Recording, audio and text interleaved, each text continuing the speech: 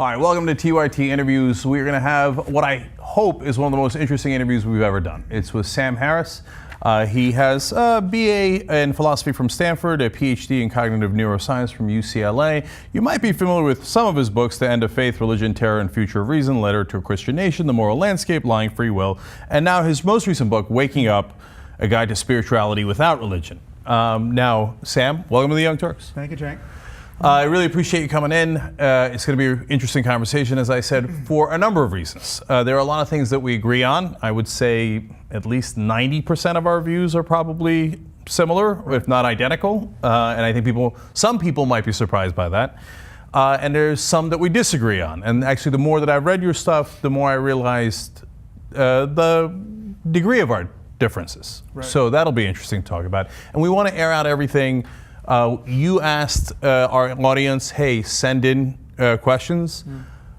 We have to be honest with you guys. You see all these papers in front of me. We stopped reading after 75 pages of questions. Right. Okay, so there was a lot of questions for you, Sam. So let's start with the easy stuff, the stuff that we agree with on, okay?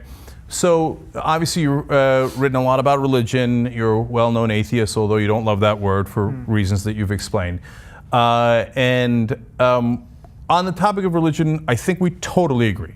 You're against religion, I'm against religion, I'm against all the religions, you're against all the religions? Yeah. Okay, yeah. All right, great. But I think I know there are things we disagree about in that area, but yes, we are both atheists by any reasonable definition. Right.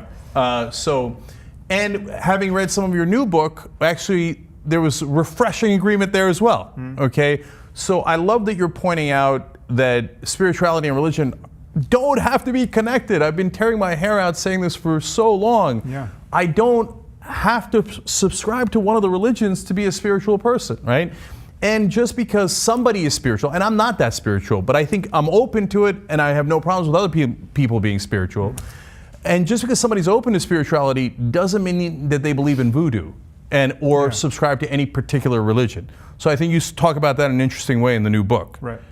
So now the parts that I think we disagree on is Islam and perception of Muslims. Okay, so broadly speaking. So let's start that conversation. Can we actually start just with the context for this conversation? Because I'm very happy to be talking to you, and I think we will have a good conversation. But I'm not at all happy with how we arrived here together, and I think there's something to be said about that, because viewers coming naively to this video won't understand, the context for this conversation. I think, and it's not a surprise to you because we've communicated by email, but I think you've treated me really unfairly in the last few weeks, and I've come here to clean up this mess, and that the structure of that conversation is an unfortunate one, because I'm going to be saying a lot of things that are going to sound defensive, right? I'm taking, the slime of a few people who you've had on your show before me off of me, right? And that's an unfortunate just context for any conversation, because one, I'm going to have to say some critical things about these people. These are people I don't actually want to talk about, like Reza Aslan and this guy C.J. Worrellman, who you've had on your show. It's also just, and we're not going to talk about some of the interesting things we could talk about, like the book on consciousness and meditation and spirituality I just wrote. I mean, I doubt we're going to get to that. So there's an opportunity cost here imposed by the fact that there's a huge mess to clean up, and people should understand that that's the context. Right. So that is your perception of it, and hence we have our first disagreement. I don't agree with that. Okay, so I think that the things that they said were, number one, people come on the show and say things that I don't agree with all the time. You will say things tonight that I don't agree with, but that doesn't mean that we shouldn't have that conversation. Number two, you have a perception of what they said that is not the same as mine, right? Okay. You view it as totally unfair, but that's why we're going to have this conversation, right? Because I think it is fair. So let's talk about it and see where we come out of it. There's a deeper point about a problem with journalism that I think should be exposed here. Because it's not, because I think you and I have a different view about just how this game should be played. And I'll give you an analogy. So the website Salon has maybe half a dozen or a dozen articles on me that are just pure slander. I mean, they misrepresent my views. one of these articles, one of the writers calls me a douchebag. I mean, this is not journalism. These are just hit pieces that are on the website Salon. Now, any naive reader of that website, they visit this website, it's one of the most trafficked websites on earth. They think, well, this is all journalistically sourced. There's an editorial policy that has made all of this kosher. But the truth is, much of what you read on Salon is just maniacs in their bedrooms typing. I mean, this is not the New York Times. Now, Salon would ask me to have you take this video off because you said that about them. No, well, let me try.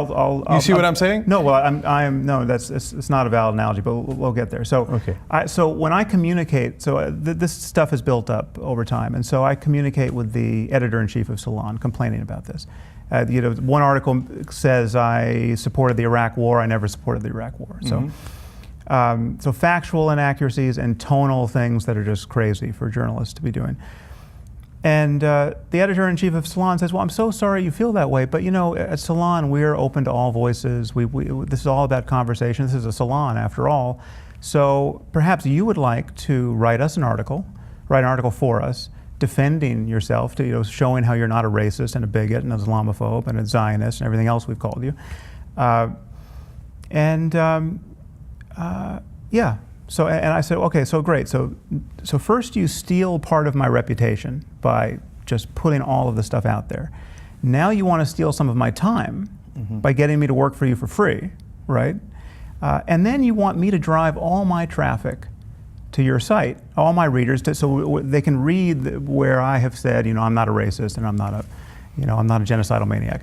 Now, does this sound familiar? Because this is the situation I feel like I'm in with you. And again, I'm not begrudging the conversation, because I think you and I will have a good conversation. But what has happened on your show in previous weeks, you've had this guy Whirlman, who's now, a well-established fraud and liar, and he's outed as a serial plagiarist. First of all, let's just be clear, though. The plagiarism charges came out after he was on the show. Yes, it's true. It's true. But it was obvious to me that this guy was lying about my views, and he's on your show unrebutted for whatever, an hour. Sam, you're here to rebut him. So let me answer some of those charges. But so let me just ask you one more question, and then you can answer. Right.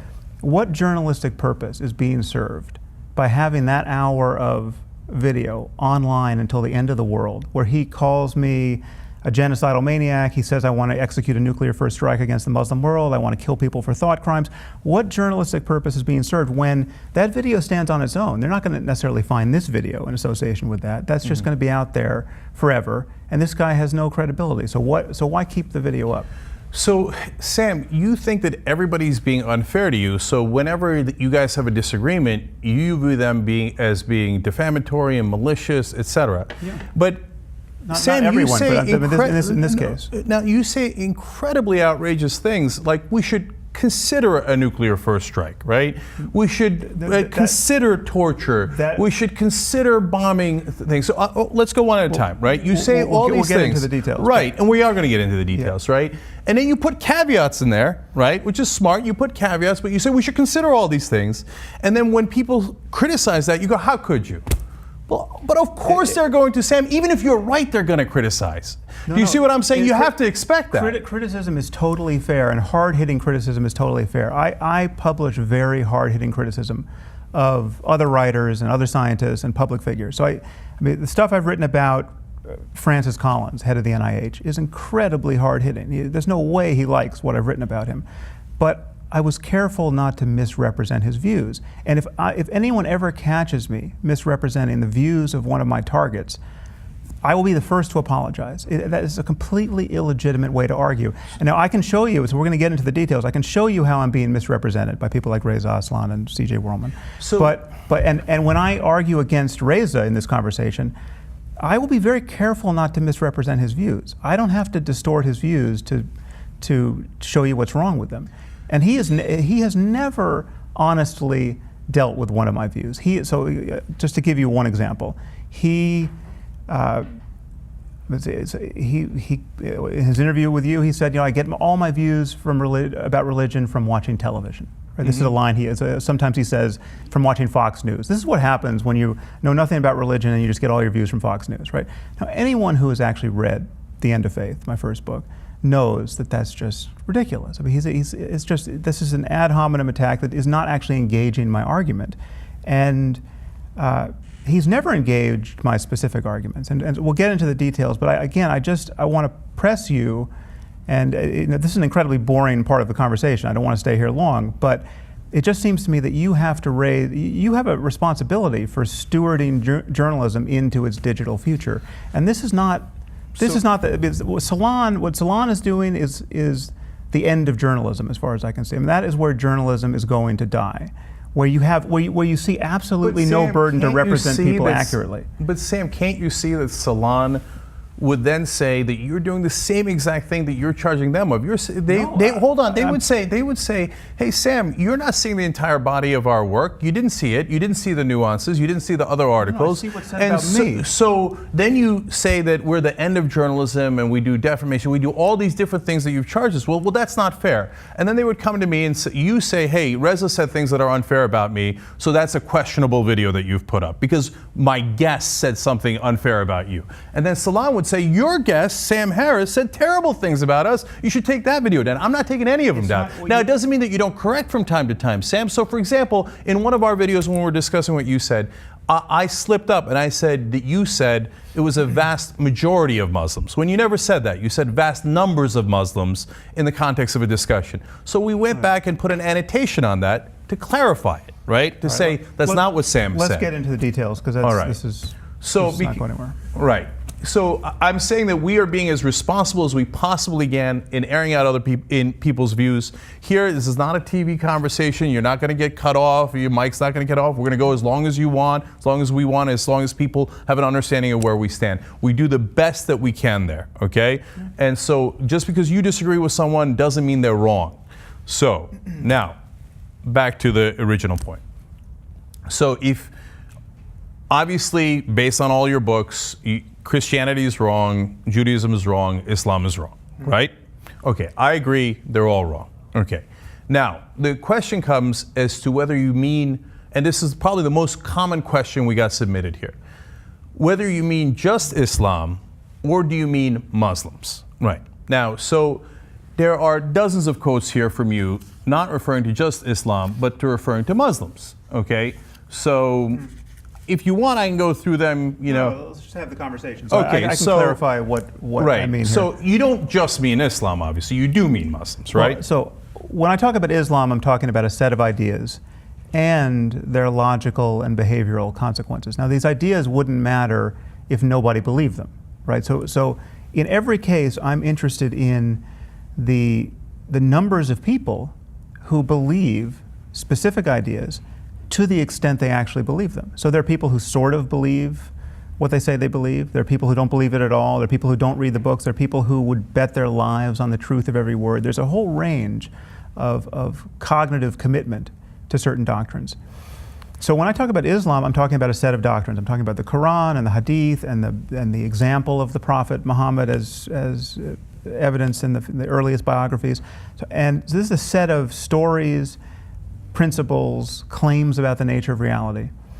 And there are 1.6 billion Muslims, and there are, in any given context, even in the context of a single jihadist or a single Islamist mind, there will be different levels of adherence to specific doctrines. So you could get, I'm sure you could get as devout a Muslim as you're going to find anywhere, and you say, you make a list of all of the beliefs, that the sum total of beliefs in the canon, and there's some he's going to be sure of, and there's some he's going to be 50-50 on, right? So so to the degree that any proposition like adulterers should be stoned to death, or apostates should be killed, or women are less valuable than men, or you can get into paradise by dying in defense of the faith, martyrs get 72 virgins, whatever the specific belief is, I am concerned, one, to just criticize the doctrine where it seems like a dangerous doctrine if believed,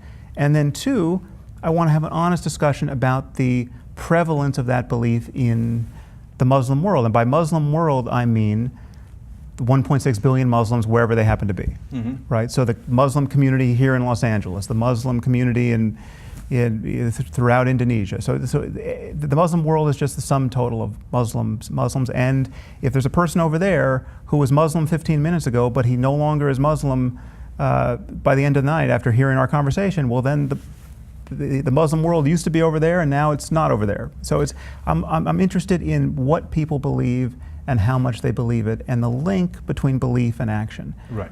So if you're talking about the doctrine of Islam, I think that you're not really going to get substantive disagreement from non-believers. Whether it's me, it's Glenn Greenwald, whoever it might be, right? Well, it's not true. I mean, so we should go into the areas of disagreement because, one, non-believers, for the most part, certainly secular liberals who have never really been especially religious, and don't really know what it's like to believe in God or paradise or any of these things. They believe that all religions are more or less the same. So to single out any religion over any other in any context is already taboo among these people, and it's a sign of some kind of animus towards specific people. And you feel this. I mean, I've seen what you said about my remarks about Mormonism and my remarks about Islam. Mm-hmm. Reza Aslan certainly feels this. He thinks all religions are equally empty. They're equally just a tissue of stories and myths and images, and nothing's inherently violent in one as opposed to inherently peaceful in another. And we should agree and disagree about that, because that's not exactly what I've said. I'm talking about. Well, that was the last thing was Reza's view. No, I know, but when you said that I see no difference between the religions, that's not true. So I think you make a good point about, for example, Islam or Christianity on one side and Jain's on the other side, right? So they are definitely different religions that teach different principles, and I believe that you can make value judgments about those, right? And say, hey, in Jainism, you're talking a more peaceful language, right? And so it is going to direct people in a different direction. That doesn't mean that no Jain can do anything violent or even do a holy war or do a suicide bombing. They can, but I understand that the ideology does not point in that direction. Yes, and it points in the opposite direction. It would be unthinkable to really justify jihad or suicide bombing by recourse to the doctrine of Jainism. It's just because the central message of Jainism is nonviolence. You have to be a vegetarian. You could not open a slaughterhouse and say, well, this is a Jain slaughterhouse. Right. And so but that matters. Now, I think so. You can make distinctions, so we agree there. Okay. Now, the slight caveat to that, or a very important caveat to that, is that Jainism is fairly unique. Most of the other religions are bathed in blood, and so to varying degrees, which is important. Right. So that's point one. Point two. The point that you were alluding to, what I said about Mormons is. There we might have disagreement. So you say Mormons are slightly more absurd than Christians, right? Because you say you take all the absurdity of Christianity and then you add on top of it further absurdity that Jesus is going to come to Missouri, etc. Right. I think those are really good points, but to me, that's the difference between 2 + 2 = 5 or 2 + 2 = 6.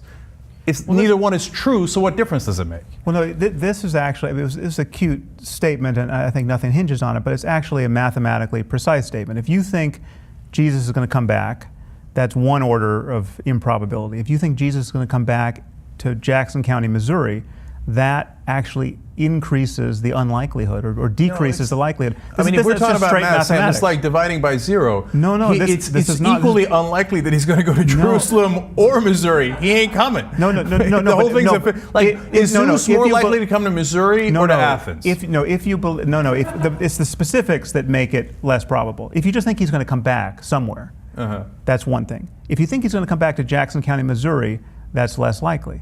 And that is a mathematically true point. This is just probability theory. Even if I were to grant you that, which I definitely do not grant you, but even if I were to grant you that, you're going to hear from a bunch of mathematicians who are going to insist that you grant that.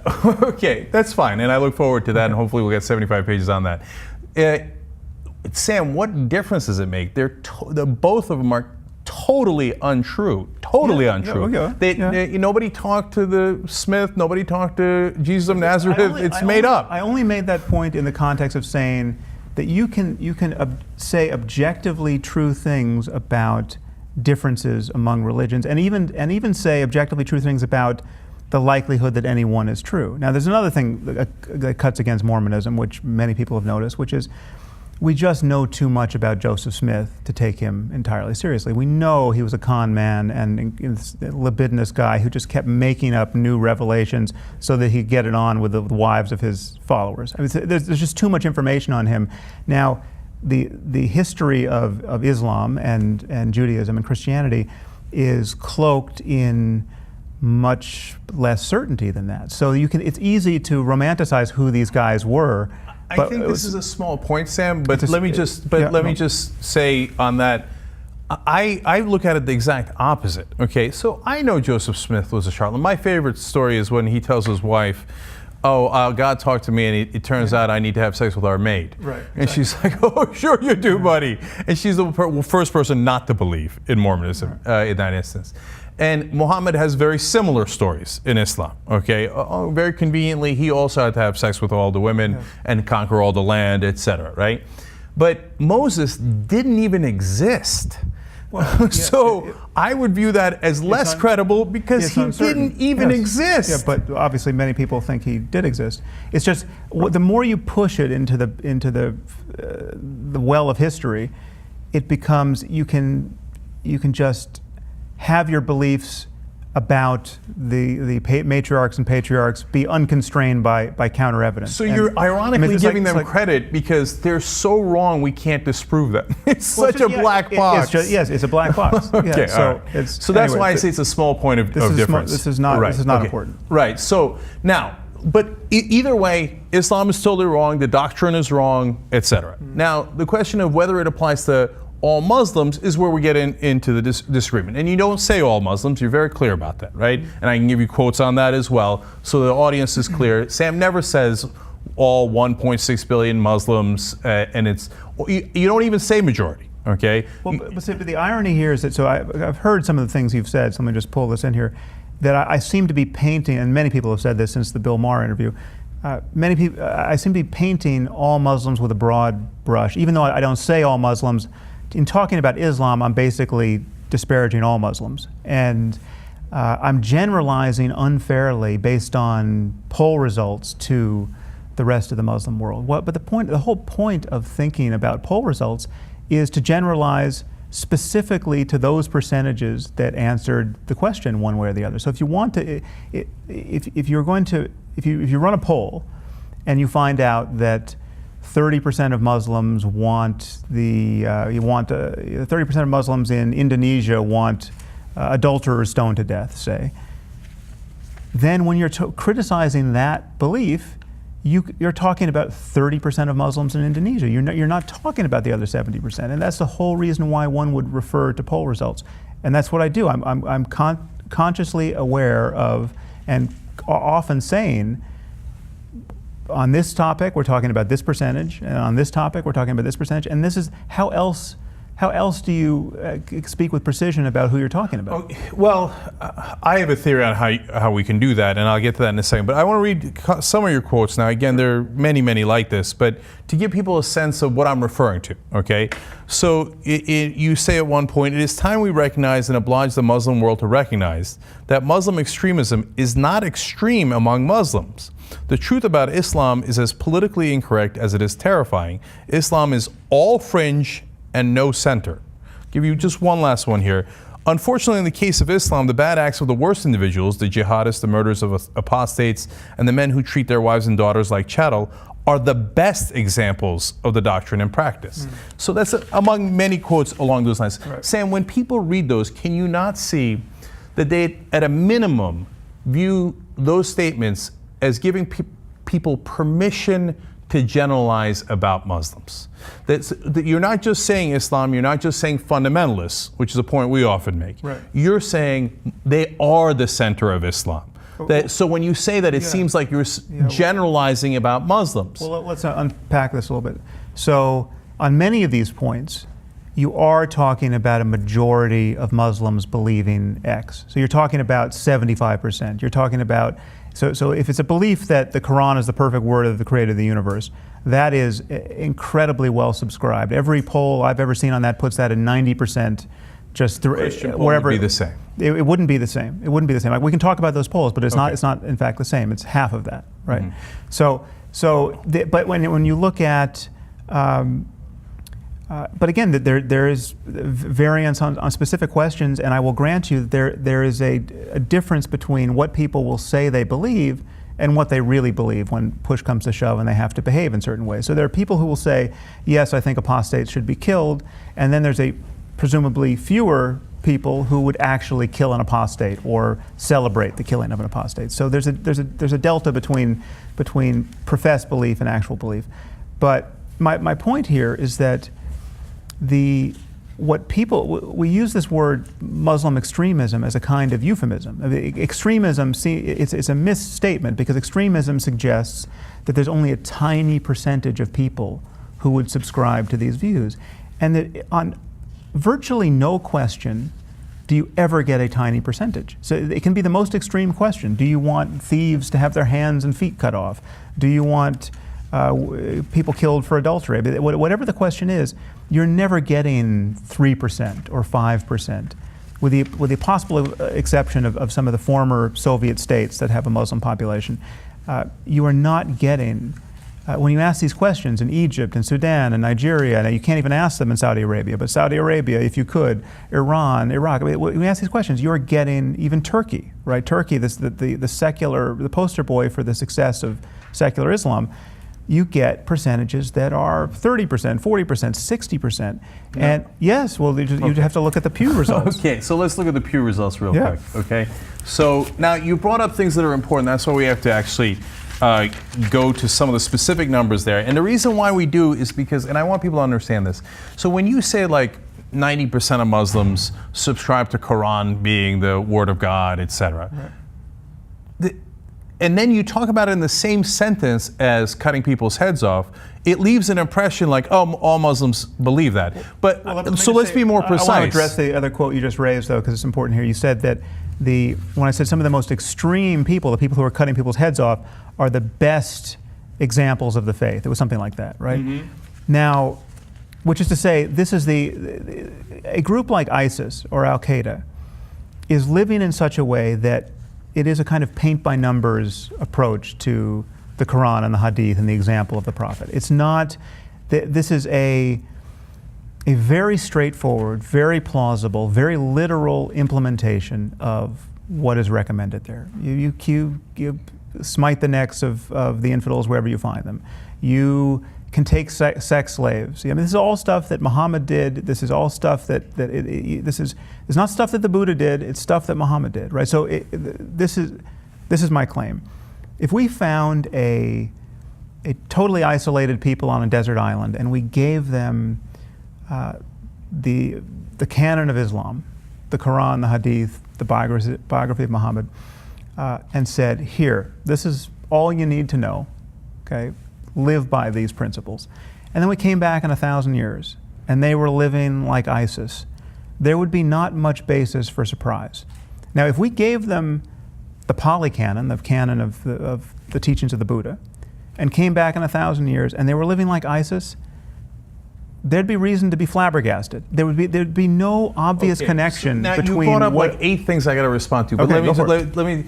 But now the island. I'm going to get back to the numbers. Let me just say that is what I meant by saying that this is the best example of the actual doctrines in practice, because it is taking all of this very seriously and literally. It's, yes, women are worth less than men. Yes, that is a literal. Yes, you can take sex slave. That is. So you have to ignore those passages. So I've got to address that. So listen, Sam, when you say that's the literal words in the Quran, that's why I left Islam, because I read that and thought that makes no sense at all, right? Well done. So, okay. Now, when you say, if you compare it to Buddhism, although Buddhists can be extremely violent and do bombings and beheadings, etc., but, you know, that island, they might or might not. It depends on your interpretation of human nature. Are we all just driven to do that no matter what the text says? But put that aside. Put that aside. It's a totally different point. Okay, put that aside. Yeah. But if you left them on the island with the Old Testament or the Bible overall, they would be just as violent as Muslims if you left them with the Quran. Let's deal with that claim. So, okay, it's very important, and I got to go back to the numbers, and I got to go back to a lot of things, but it's very important that we understand your thoughts on that. Yes. Okay. Do you think that... go ahead. Let's deal with that claim, then we'll get back to the numbers. Okay. So the claim is that the scriptures of Judaism and Christianity are just as violent as the scriptures of Islam, and therefore just as much of a liability, right? Mm-hmm. And there are a few Yes. reasons why that's not true. Now, it is true to say that the Old Testament, the Hebrew Bible, is the ugliest, most theocratic, most barbaric of all these texts, right? So it's worse than the Quran, in my view. That's right. However, there are differences that explain why Jews are not living like as prescribed in Leviticus and Deuteronomy, and why they may never have really quite lived that way. First of all, some of the recommendations are clearly contextual and specific to what Saul was supposed to do to the Amalekites, and they're not generalizable to the future of humanity in quite the same way that. Sam, that seems like an incredible excuse for it. No. It says I'm not excusing. kill all of them who do not believe in the God of Israel. Kill them all. Let me finish. I'm not excusing. I've already conceded that it's the most barbaric book, right? Okay. I'm trying to explain why it is Jews find it so easy to rationalize not living by the lights of this text. Let me give you. Let me just talk. This is very important. So we just got to dig deeper. It's the most barbaric book. One crucial difference, apart from differences of the sort that I just mentioned, the crucial difference is there's no clear notion of paradise and hell. There's no promise of martyrdom. There's nothing. You're not going to get the 72 virgins if you're a Jew. There's not this. No, but there is punishment. When Saul does not kill all of them, then God strikes him down. But there's no basis for this ecstatic death cult where you want to get to the other lives. Saul was told by God that he should commit genocide on the Amalekites. Yes. And when he did not, God punished him. So it is you have to make sure that you commit the genocide. But it is much more about living in this world and waiting for the Messiah. If you are an Orthodox Jew, it is not about conquering the world for Judaism, right? There's not a missionary faith. Mm-hmm. You're not winning believers. You're not conquering by the sword. It's not convert or die, right? It is, we're waiting around for the Messiah to put things right. And again, I'm not discounting all of the harms of Orthodox Judaism. If you get me on the topic of Orthodox Judaism or conservative Judaism or the behavior of the Israeli settlers, I can be as vituperative as you'd ever want me to be. But there are differences that explain the difference we see between jihadists and Orthodox Jews in Brooklyn who are doing horrible things to women, and it's a very retrograde world they're creating, but they're not creating the same kind of chaos in this world. And I'll give you're saying the principal difference is they don't care to convert you. Okay. Well, no, and also this notion of paradise and martyrdom is the huge variable among jihadists. Yeah. It's the willingness, it's the eagerness to die, to get and to not only get into paradise yourself, but to get everyone you care about in after you, to get past that velvet rope in the sky. That is at the center of this death cult behavior. So even if I were to grant you that, then we go to the issue of Christianity, which has all of the barbaric stuff that's in the Old Testament, right? And then, of course, conveniently, Christians will cherry pick and say, well, we don't agree with that part of the Old Testament, but we love Genesis, right? So it has all that barbaric stuff. It's in the Bible. And then in the latter verses, it says, oh, by the way, God is going to come back and kill you all, okay? First, you have the messianic situation. If you have the worst of all worlds, you have to convert everybody, okay? And if you don't convert everybody, God will kill you all, right? So, and you should look forward to that because your beloved Lord is going to come and vacuum you into the sky. Yeah. So if anyone is the most dangerous, doesn't it make sense that it is the people looking forward to Armageddon where we all die? Well, by the way, actively try to make that happen. Okay, well, let's deal with that. There are certain circumstances in which Christian belief is worse than Muslim belief, or Islamic belief. And I talk honestly about those circumstances. I mean, one example, which is may seem far afield here, but it's very consequential, is just you look at the religious impediments to embryonic stem cell research, and the fact that we didn't just pull off the brakes there and do this research, full speed ahead. The impediments were Jewish and Christian beliefs about the souls entering zygotes at the moment of conception, and that you could have a petri dish with 3-day-old human embryos, which is just filled with souls that are every bit as important as the souls of our children or of people with Parkinson's disease, and we have to worry about how we treat these microscopic specks in petri dishes. Crazy idea. It doesn't make any sense. This is something I've talked about. I would never dream of criticizing Muslims or Islam for their role in this, because according to Islam, the soul doesn't enter the embryo until day 80 or day 120, depending on which hadith you believe. And so Islam is totally off the hook there. Embryonic stem cell research is compatible with Islam. Okay. So again, the crucial point here is to recognize that specific beliefs have specific consequences insofar as they're really believed. And that's all I'm ever talking about.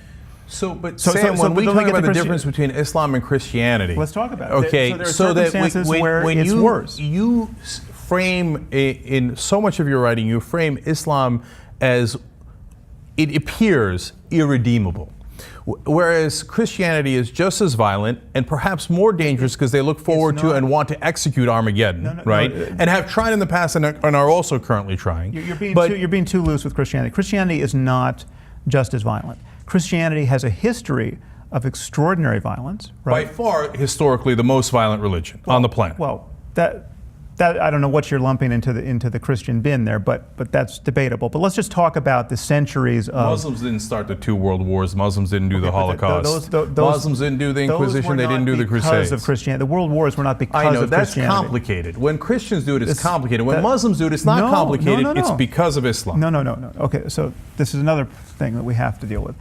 I am never blaming all Muslims for all the bad I'm never blaming Islam for all the bad things Muslims have done in history.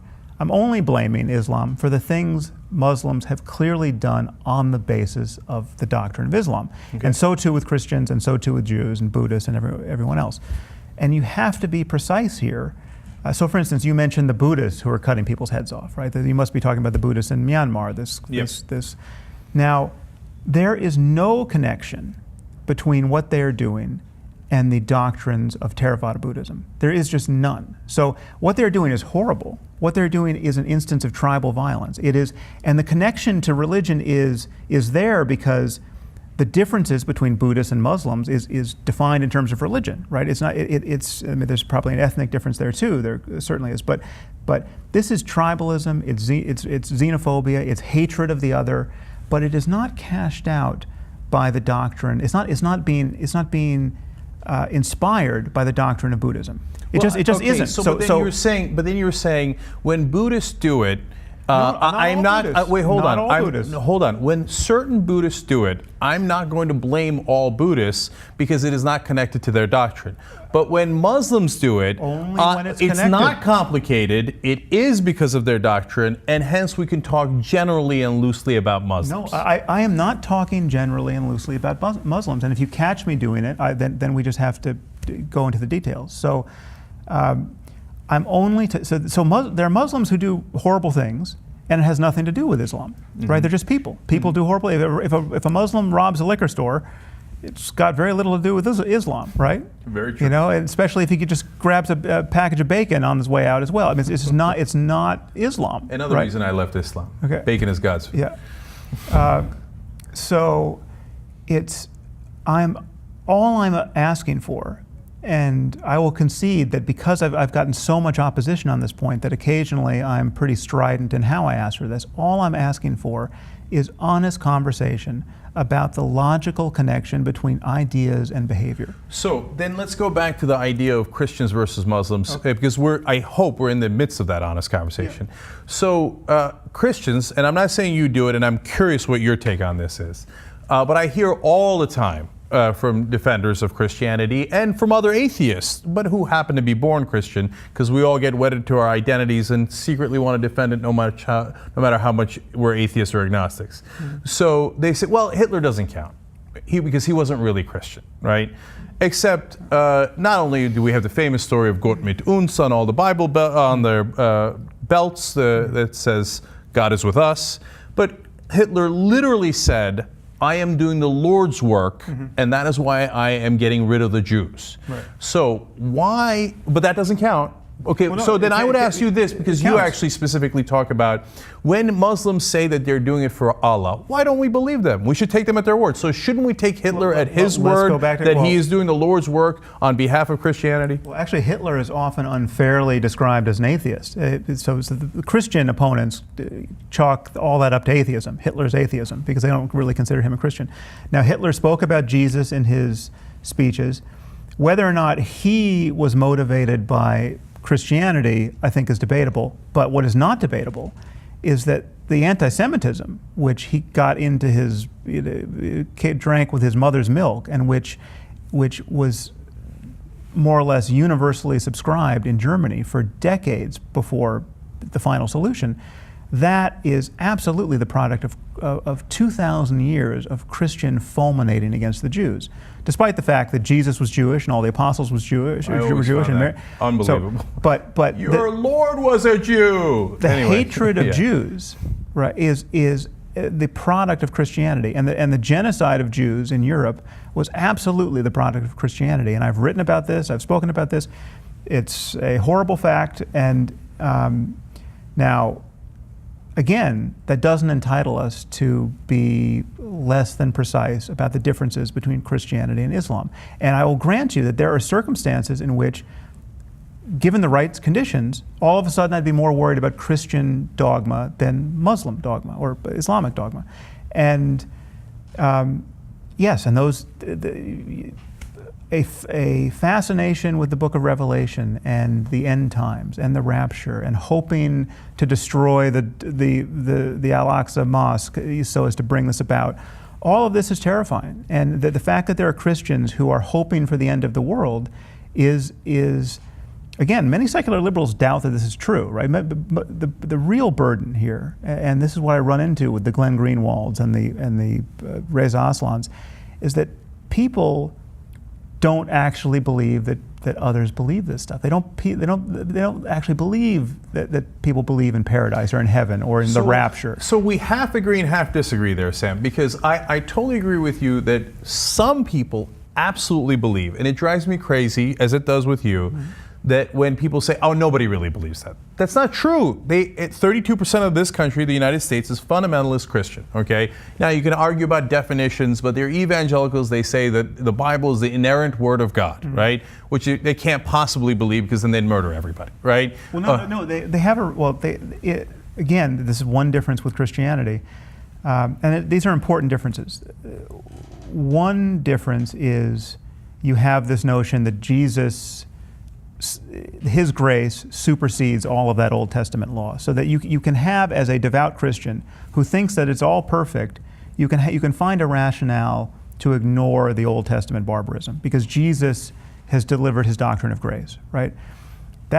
And then you get the Sermon on the Mount, and you take Jesus and half his moods, and you get very benign, very pacifistic attitudes. Now, Jesus, when he comes back on the Day of Judgment, is going to be wielding a sword and throwing sinners into a lake of fire, and all of that's weird. But in the meantime, you can find, as a Bible-thumping ignoramus who's against science and who's against evolution, and who doesn't think evolution is a hoax, etc., you can still find a basis to just wait around for the rapture, and you do not find a basis for holy war and a desire for martyrdom and all the stuff we're seeing in the Muslim world.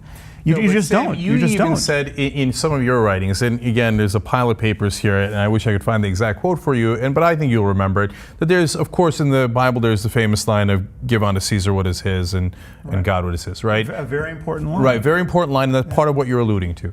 But in the Quran, there's also a line that you've written about that says, don't enforce your religion on others, right? No compulsion in religion. No compulsion in religion, right? Which, by the way, a great majority of Muslims agree with in the world, right? Yes. So, and in Islam, there are great parts too, don't get me wrong. So there is the idea that all the races are equal, and that was not necessarily the case at the time that the Quran was written. That certainly people didn't think about it that way, and that's why there's so many Indonesian Muslims and German Muslims and Muslims of all different races, right? So there are good parts that you can cherry pick in any religion and bad parts that you can cherry pick in any religion. So that's why I'm not getting why you I think, seem to think that Islam is irredeemable, whereas Christianity is redeemable. Well, let me say I hope it's not irredeemable. We have a lot riding on the prospect of redeeming it. So I'm under no illusions that we're going to convince 1.6 billion Muslims to be atheists. So it has to be redeemable. So and I'm in dialogue with someone who I consider to be a genuine Muslim reformer now, Maajid Nawaz, about just what is the way forward for the reformation of that all of us are waiting for in the Muslim world. So that's not my view that it's irredeemable, or at least that's a very bleak picture. But again, we have to be honest about the difference between Christianity and Islam here. And but I'm not seeing it. I mean, we just had a whole conversation about it. We're not done. We're not done. So okay. One very important piece here is the example of Muhammad and the example of Jesus. Muhammad was not a hippie who got crucified.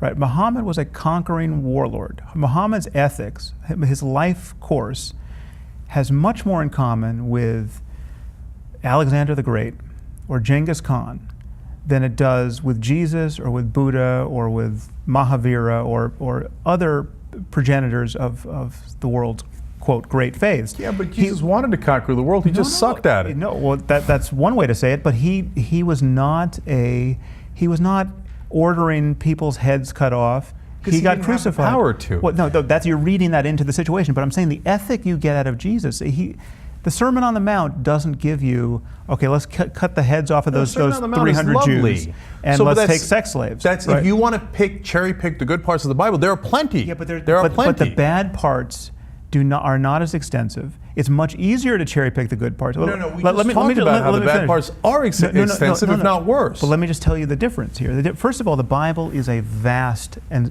vastly self-contradictory book, right? Yeah. So the cherry picking is made so much easier by the fact that there's no way to there's no truly central message, and especially if you're taking the Old Testament and the New Testament, and you can forget about half of it very easily. It would take you a month and a half to read the whole thing from cover to cover. The Quran is a much shorter, much more streamlined book, and it has a central message which is very much in harmony with the example of Muhammad. It is not the central message of the Quran, arguably, certainly a central message, is you should spread this one true faith to the ends of the earth, and you spread this by conquest, not conversation. It is convert or die, or if you happen to be a person of the book, you can live as a dhimmi. Now So Sam, that's a very important distinction though, because the Quran says don't touch the Christians and the Jews, they're people of the book. And of course, it's also wildly contradictory in different parts. And there's a very legitimate case to be made that when they talk about infidels, they're talking about the pagans of the time. Okay. And so... But that's cold comfort to 1.2 billion Hindus who are polytheists and just completely beyond the pale by the light of this doctrine, right? Mm-hmm. So...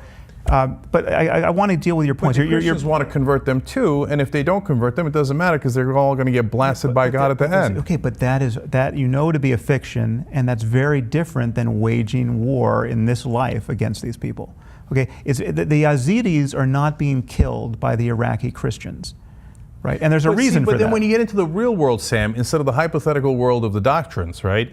Again, in the real world, there's two things that are very important that happen. One, historically, Christians have cherry-picked the good parts at times, Martin Luther King Jr., Mother Teresa, etc., and they have picked hideous parts of the Bible for slavery, the Inquisition, the Holocaust, the anti-Semitism, and the list goes on and on and on. So historically, I mean, on Holocaust alone, let alone everything else I've mentioned here, Christians win. They have been the most violent. Okay, but again, you have to be more careful here because the Holocaust was not a straightforward and honest implementation of Christian doctrine. You can't look into the Bible and get a good Christian justification for the Holocaust. What you get with Of course you can. No, you can't. Of course, it says kill them all that don't believe. Not for Christianity. No, it doesn't. It simply doesn't. First of all, it's in the Old Testament, which is in the Bible. People pretend it's not in the Bible. If it wasn't in the Bible, we just have the New Testament. Jesus and the central message of his teaching does not get you the Holocaust. There's not a straight line there. There is a straight line. It's like a total excuse to be honest. It's not an with you, excuse. Sam. But then look at the differences in the real world. Why aren't, I mean, this is practically a science experiment, right?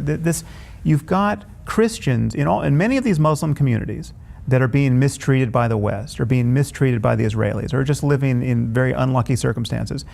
You have Christian communities. You have Iraqi Christians, or you used to until they started getting killed and pushed out. You have Lebanese Christians. You have Christians in the West Bank and Gaza, presumably.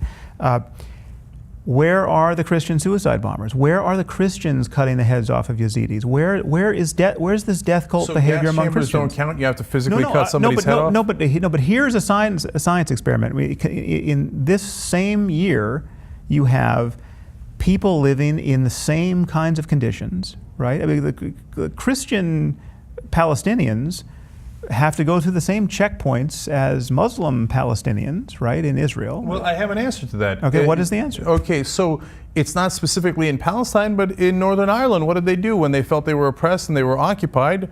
They bombed civilians, right? What did the Tamils do in Sri Lanka? They bombed civilians. When they felt that they were oppressed and occupied, they always bombed civilians. No, I can talk, no, but they don't always, because we are not seeing the Christian suicide bombers.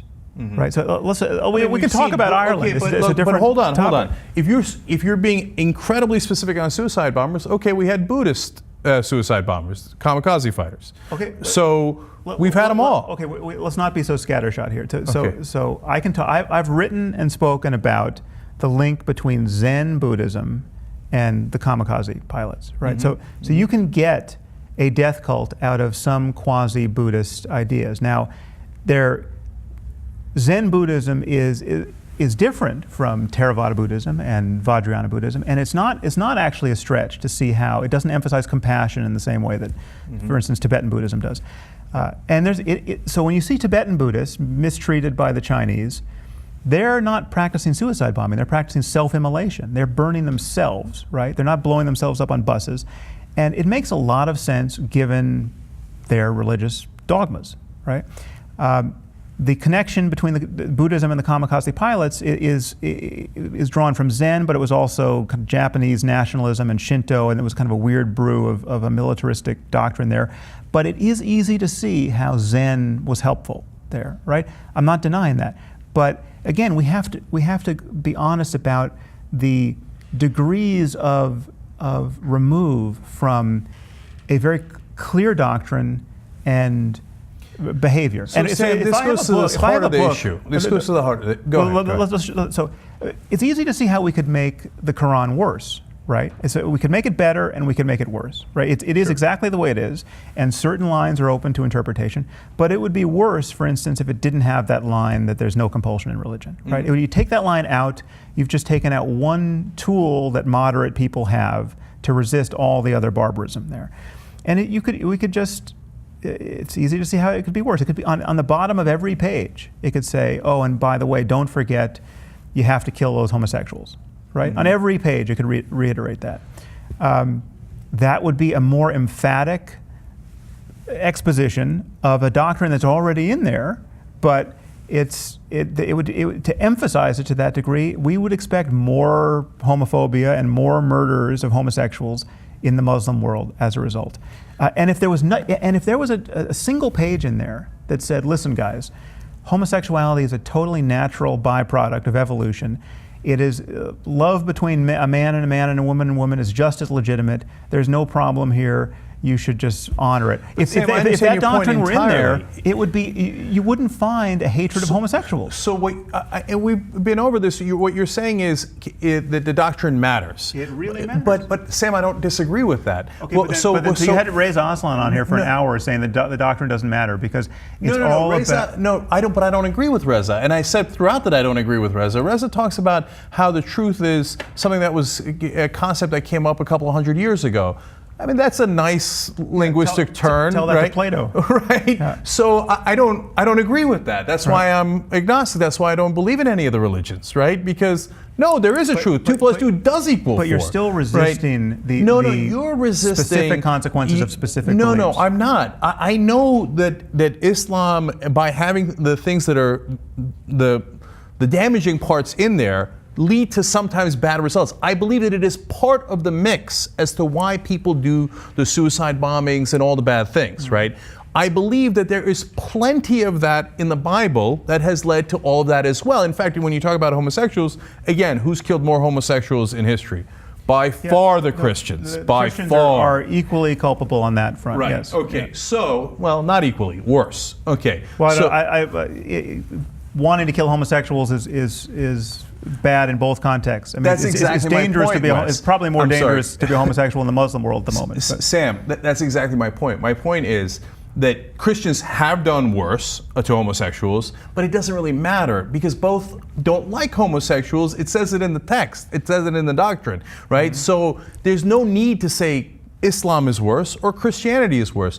So that's what I'm saying when we talk about the heart of the issue. Why Sam, ignore hold the on, differences? hold on. Why ignore the Hold on. differences Now, between when the you faiths? okay, hold on. Now, when you say okay, the doctrine of Islam is worse, which we still have a disagreement on that. Let me just remind you what I said about stem cell research. The doctrine of Islam is totally off the hook on that. So now why don't you object to me saying that? But why not object to my saying that? It's an accurate thing to say, but you seem to be going down the path of, oh no, they must be equally bad here. We're coming back to the disagreement on whether 2 + 2 = 5 or 6 is worse, when there is plenty enough bad material in all the religions that if you wanted to go in that direction, you would have plenty of excuse to do so. And Christianity has done that in great abundance, not only in the past, but they still do it today. Okay. So the question to me is not whether your text sucks, because I think it does. I think it does in Christianity, in Judaism, and in Islam, and in many of the other religions, but not all and not to the same degree. But they suck enough that it gives you excuse to do violence, right? Okay. So now given that, when you have the Tamil Tigers do the terrorism when they're occupied and oppressed, and you have the Catholics doing it in Northern Ireland, and you have the Muslims doing it in Palestine, is it not fair to say, hey, wait a minute, maybe it's not just the religion, that religion, yes, unfortunately contributes to that and is a damaging part of the mix, but obviously there's also geopolitical factors involved here, which leads them all to the same result. Okay, well, let me deal with 2 points here. One is, there's still the differences, the specific and often tiny differences between the faiths really matter in terms of even though they both suck equally in terms of the barbarism that's in there, that seems to be, these texts can't be edited. So the barbarism of Leviticus and Deuteronomy is there for all time, if you're a Christian or a Jew, and likewise with the Quran for Muslims.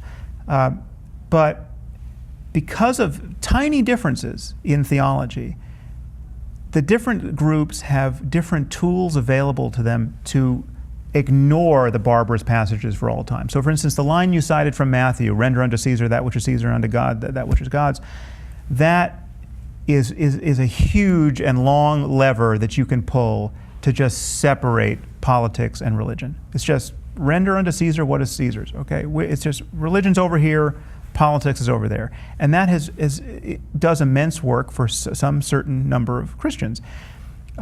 There is not the same logic of separating man's law from God's law in the Quran and the Hadith and the example of Muhammad. There just isn't. This is a huge problem. So I agree and disagree on that as well. So the part I agree with you on is I've always thought that one of the huge problems with Islam is this marriage of mosque and state, if you will, right? So that's that it's definitely in the books, and it's definitely something that is practiced far too often. Not all the time, and not in different cultures. And I think culture makes an enormous difference. And so that's a whole part of another part of the conversation we can get into. But at the same time, Sam, if you were right that it was so central that you couldn't do without it, well then, we've talked about how other religions have done equally terrible things, if not worse things. But let's talk about whether Muslims can do great things, good things, and things where they cherry pick the good parts and not the bad parts, right? So, for example, the Ottoman Empire, one of the largest Muslim empires in world history, of course, right? So did they kill all the infidels? No, they didn't, right? Did they kill a lot while they were conquering? Sure, as any conquering empire does, the Roman Empire, the British Empire, etc., right? But they were incredibly open to the different religions, and they in fact would give autonomy to the different parts of the Ottoman Empire as long as you paid your taxes. Okay, you got to pay your taxes, otherwise they'll come and kill you, right? But if you paid them, they don't care, and they give you autonomy to do whatever you want. So, and the original Arab Empire that was the rise of Islam was more liberal, was more scientific, more advanced than the Christians were at the time. So it is possible, and we have seen throughout history, when Muslims are more liberal, more scientific, more advanced. So what part of that is irredeemable? What part of that it makes it impossible to cherry pick the good parts? Okay, well, you can cherry pick the good parts, and you can ignore the bad parts, and you can just not pay much attention to the doctrine, as many millions of Muslims clearly do, and that's a great thing. And I think the future of humanity depends on us, religious people, unwinding their attachment to this notion of revelation in the first place. So the idea that these books were inerrant and dictated by the creator of the universe, we have to become less and less convinced of that proposition and ignore these doctrines more and more, and that's the path forward for everybody. We need a secular world. So Muslims clearly can do that to some degree, right? This history you allude to, this is increasingly we're getting a politically correct and romanticized history of the ages of Muslim tolerance and how good life was for Jews and Christians under Islam when the Christians were barbarians in the Middle Ages and launching aggressive wars of conquest against the Crusades against the Muslim world. What you had were Christian barbarians attacking a highly cultivated and otherwise peaceful Muslim world. Okay, this is largely a fantasy. It's largely cooked up in the novels of Sir Walter Scott and Benjamin Disraeli. I mean, the idea of Andalusia and things being great for Jews. No. So that's also 50-50. Well, if people talk about a utopia, that's crazy. They conquered people. We're not going to that here, but I'm just saying that people should be suspicious of how good life was. The Ottomans did rescue hundreds of thousands of Jews from the Inquisition. Okay, now it was largely for probably business reasons and the empire and the maintenance, but they said, we'll take the Jews off your hands. That's a fact, right? Yes, but the problems continued, and Maimonides, it's often said that Maimonides recognized how great life was in the Muslim world, but this is just not true. He was in continuous flight from persecution, and he referred to Muhammad, I think, as the madman. So he was not a fan of Islam.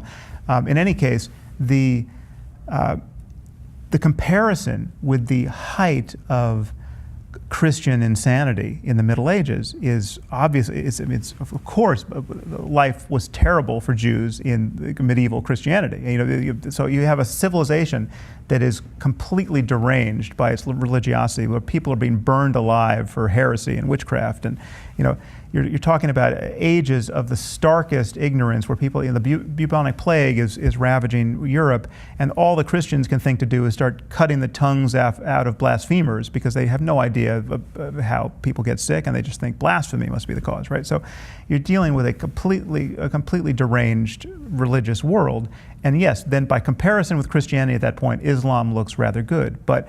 Again, and we're not going to adjudicate a different interpretation of history here, but I'm just saying that there we have a romanticized history about how good life was under Islam, and how jihad and fundamentalism is somehow a new phenomenon. It's just the Wahhabis who were jihadists, and we've had 1,400 years of jihad. So that is a fact of.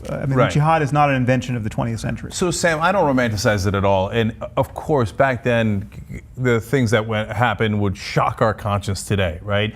But when you compare the Muslim empire to the Christian empire back then, or the Christian, it's hard to call them empires, but fiefdoms, etc. Christendom, yeah. Right. Well, the Muslims were comparatively more liberal. They built libraries, whereas the Christians didn't, right? They cared more about science and math than the Christians did. They were spreading their faith by jihad, and the Crusades were a response to 300 years of jihad. I mean, the Crusades were not just. The Christians didn't wake up one day saying, "Let's just conquer the world." They were dealing with continuous attacks from the Muslim world. There you go again. So I feel like when I hear you talking about Israel, when I hear you writing about it, or I read you writing about it, it always feels like, well, it's always the Muslims' fault, right? So the Christians, they did the Crusades because they were provoked by the Muslims. And Israel does the bombings where 75% of people are killed are civilians, but the Muslims made them do it, right? So, and you write the Jews are the least of the offenders, right? And so can you not see that when somebody looks at that and goes, well, that's a nice coincidence. Here we go again. It's the Muslims' fault because the Muslims made the Jews kill the Muslims. Right? Have you read Letter to a Christian Nation?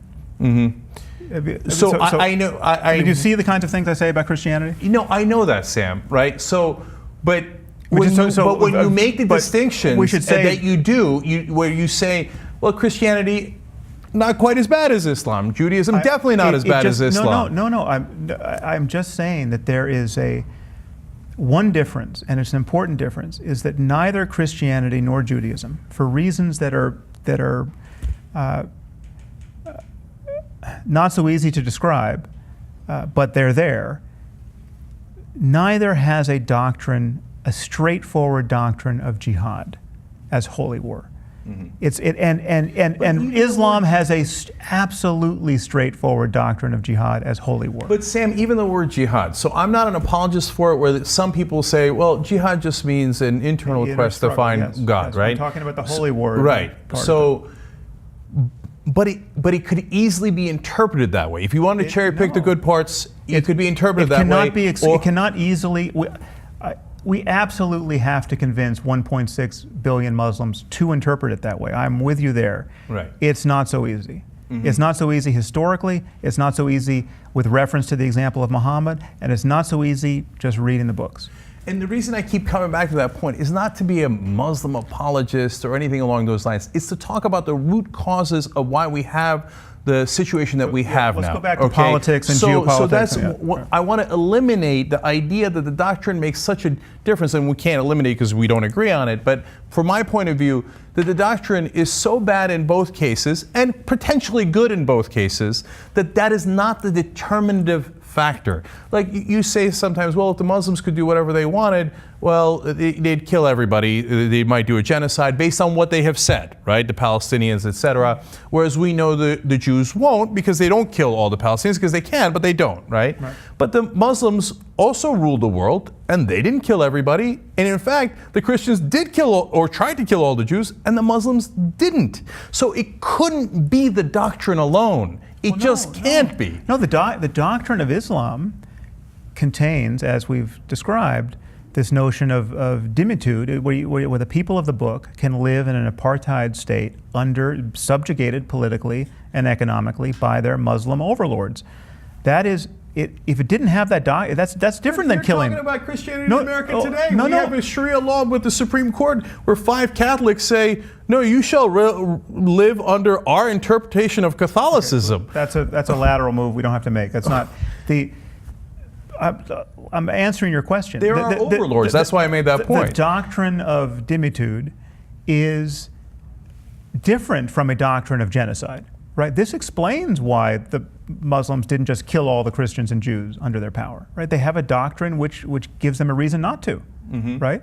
The doctrine matters. But they didn't kill every Hindu they ran into. They didn't kill every pagan they ran into. No. They had the borders. Yes, Islam historically was in a more or less continuous state of conquest, war with its neighbors. It spread virtually to the ends of the earth. I mean, how do you think Islam got from Portugal to the Caucasus to India to sub-Saharan Africa? It was not through conversation. It was not through interfaith dialogue. So this again gets to one of the central issues, Sam, because how do you think the British Empire, the sun never set on the British Empire? Conquest.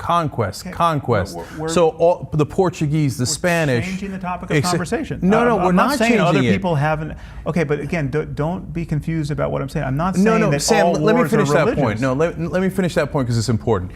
So my point there is, Sam, that whenever the Christians do it, and they do endless conquests and endless wars, we find excuses. Well, I mean, it's not necessarily exactly because of Christianity. It's complicated, which is actually true. It is complicated. It's not just because of Christianity. But when Muslims Muslims do it, we don't say, or you don't say, it's complicated, that there is a great number of reasons. There's political reasons, there's cultural reasons, there are doctrinal reasons. You say, well, it's because of Islam, they are driven to conquest, but the Christians are also driven to conquest, but they're driven to conquest, and that's why they do it. And it appears, and correct me here, because this is important, it appears you're saying that if not the only reason, the predominant reason why they do it as opposed to the Christians and everyone else. There are circumstances where Christians are behaving badly and it's purely the result of their Christianity, right? So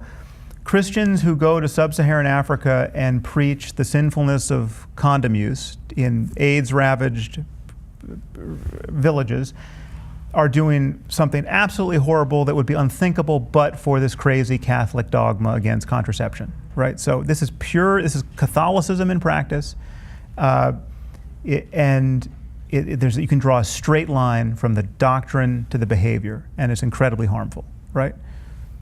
Yep. That's an example, right? Yep. Now there's other things that Christians or Catholics happen to do that are bad, where you can't connect it to doctrine. It's just people behaving badly who happen to be Christian or Catholic, right? And there's things that are in the middle where there is some loose justification based on doctrine. So it is complicated for Christians, but it's also, you're saying, complicated for Muslims. It's potentially totally complicated for Muslims too. Okay, great. So there are circumstances where you can say, oh yeah, there's a massive political, economic contribution to this problem, right?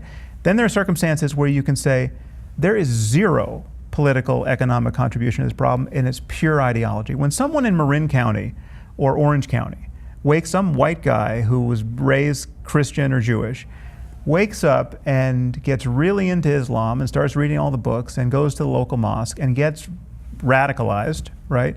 And he decides to go fight for ISIS. That's not economics. It's not politics. Yeah, I disagree with you. Okay, well, so that'll be an interesting disagreement. And I'm arguing in most cases, it's not psychopathology. It's not. ISIS is not acting like the bug light for the world psychopaths. There's an ideology of, we can call it radical Islam, global jihad, yep, which is very captivating to a certain type of person, and it is almost perfectly designed for export. You don't have to be affiliated with Al Qaeda or anybody to get the full meme downloaded into your brain, and it justifies a certain kind of behavior. If you really believe that this book is the perfect word of the creator of the universe, if you really believe that martyrdom is the straight and only truly straight path to paradise, bypassing the day of judgment, if you really believe these things, and again, most secular liberals doubt that anyone believes these things, and that's a real impediment to thinking clearly about this, but if someone really believes these things, these become rational acts. Going to fight for ISIS becomes totally rational. You don't have to be a depressed person that's hoping to die. You can be Sam, so here's our disagreement on that. Okay. So we don't disagree that Islam contributes to that. I totally agree with you. Okay, if you say it's the only reason, that's, I think, clearly not the case, and I'll tell you why. So, for example, and I'll come back to the convert example in a second. So, Kurds sometimes, they have wonderful parts of their culture, but they all have unfortunate parts of their culture. One of which is they do female genital mutilation much more than other Sunni Muslims in the area. Okay, right. So it is more specific to their culture. It's also specific to some African cultures, whether it's Muslim or Christian, right? They do honor killings more than other Sunni Muslims in the area. Okay, so it is obviously somewhat cultural. Now you could look at that and go, wait a minute. Now they got that from the text of the Quran, so it is. I wouldn't. Now female genital mutilation is a bad example there because they didn't get that from the Quran. But even honor killing. So honor killing is.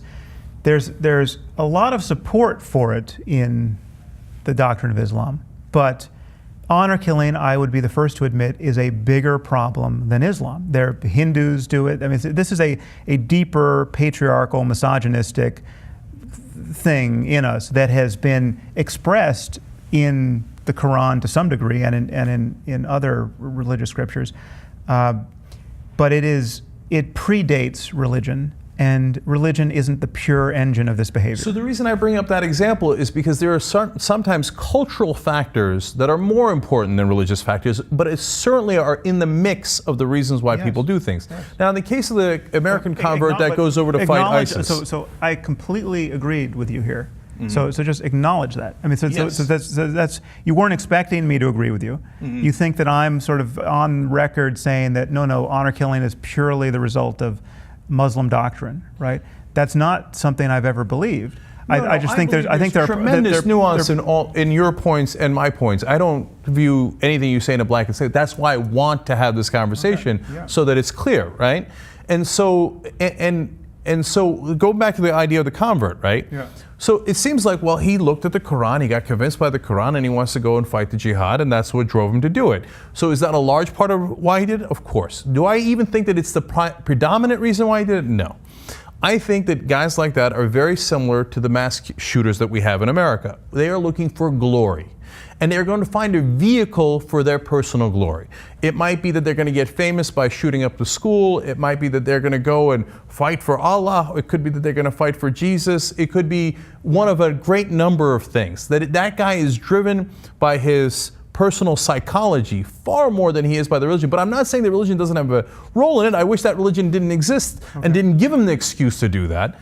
That maybe he'd find a different excuse. But I don't know about that. But it is definitely, again, a mix of factors. Okay, well, I would, that's a very hopeful belief which will not survive scrutiny of these specific people. So if you look at specific, mass shooters, right, you find, yes, there are people who want glory, but you also find a lot of obvious psychopathology in these people. These are not, for the most part, high-functioning people.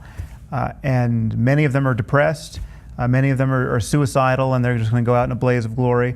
That is not what you find with this phenomenon of global jihad. I mean, people have looked at this. Psychiatrists have looked at this. This is not. You can find very high-functioning people who have other opportunities, right? These are not people who woke up one day, they were so hopeless, they didn't see how they were going to get a job, they didn't love their family, they didn't even have a family.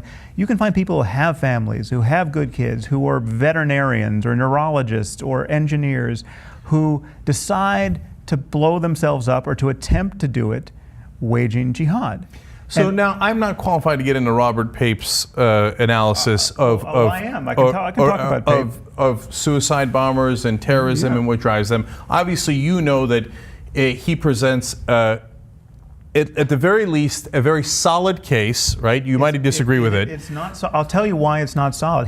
For the people who don't know, just so we clarify, he says that that the overwhelming majority of terrorism is because of national political reasons and not because of religion. Okay, so you should read up on him and get context for that for those of you who are interested in that. Yes, go ahead. So Robert Pape is someone who has been very influential, not in security circles, but in sort of apologist circles.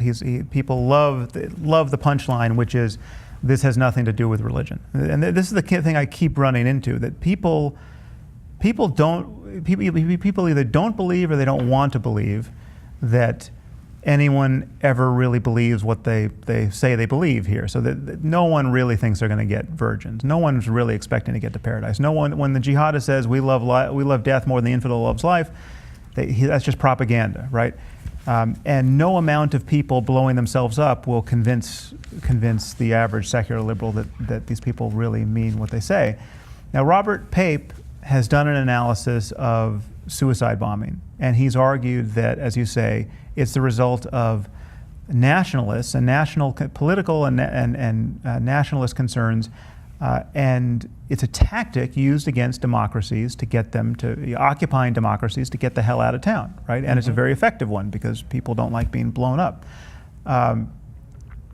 So the problem with Pape's analysis is that he's one of these people who goes into it sure that no one really believes what they say they believe. Every religious claim is just a cover for a political or economic or nationalist claim.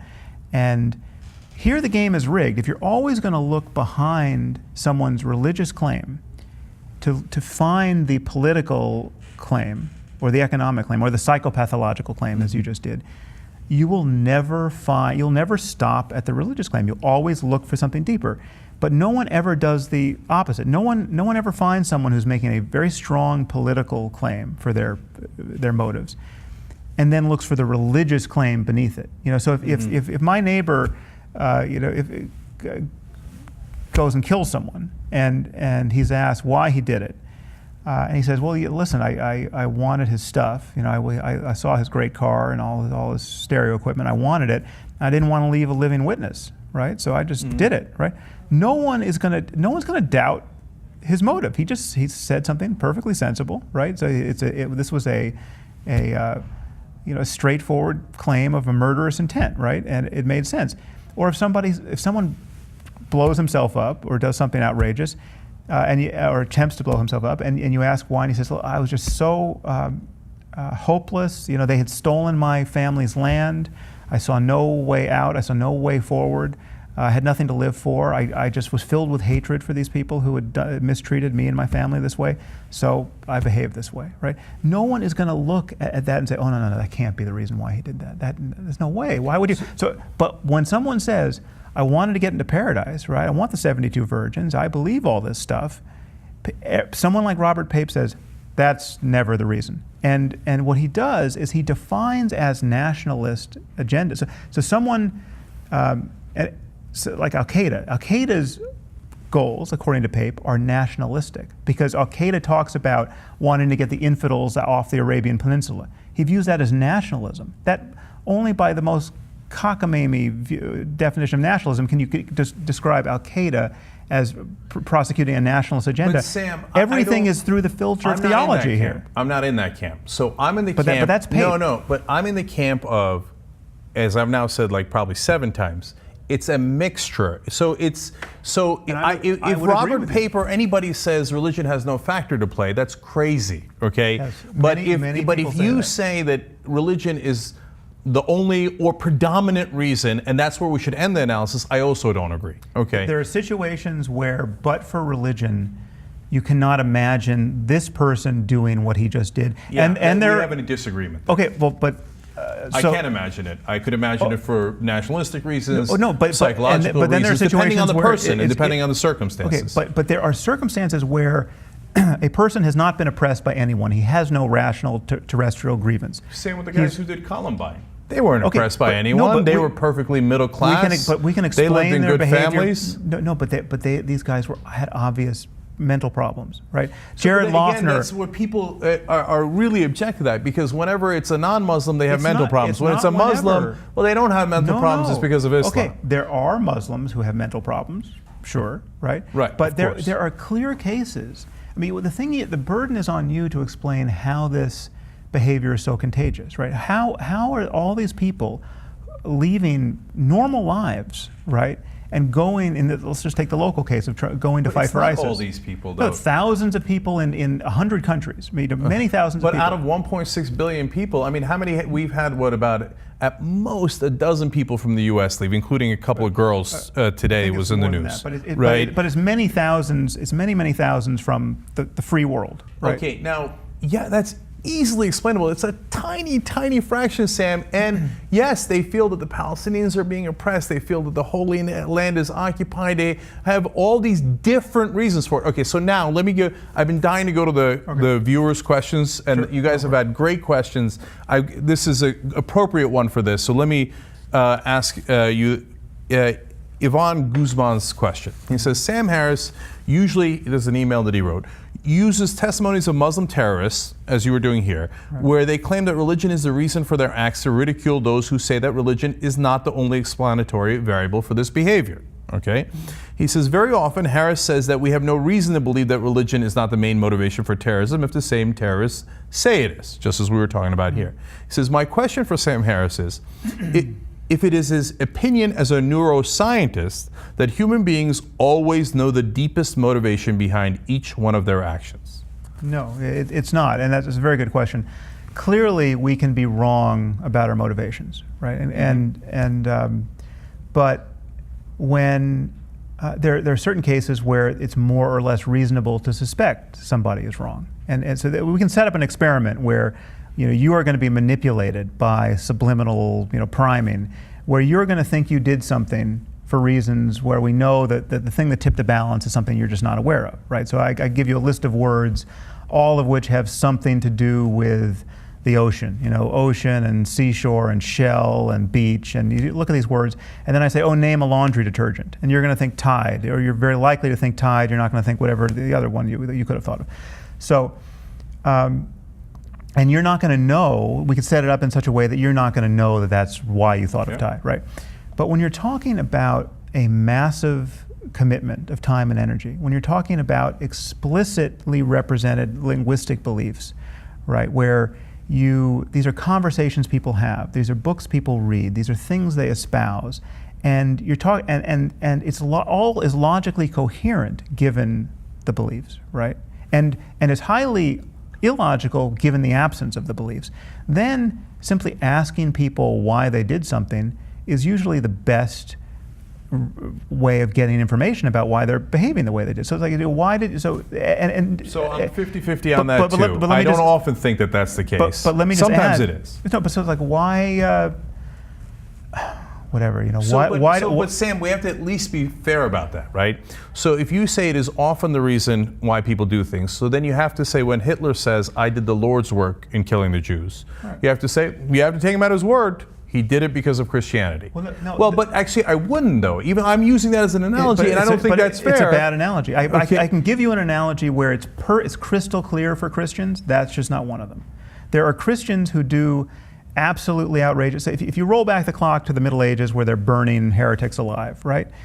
There are Christians who again, it's not such a straight line from the Bible, but it's a straight line from the underlying belief of believe the right things about God and Jesus, or you're going to go to hell, right? Mm-hmm. So a belief in hell is actually very, very dangerous, and because just think about this: if I thought that my neighbor was torturing children in his basement, right?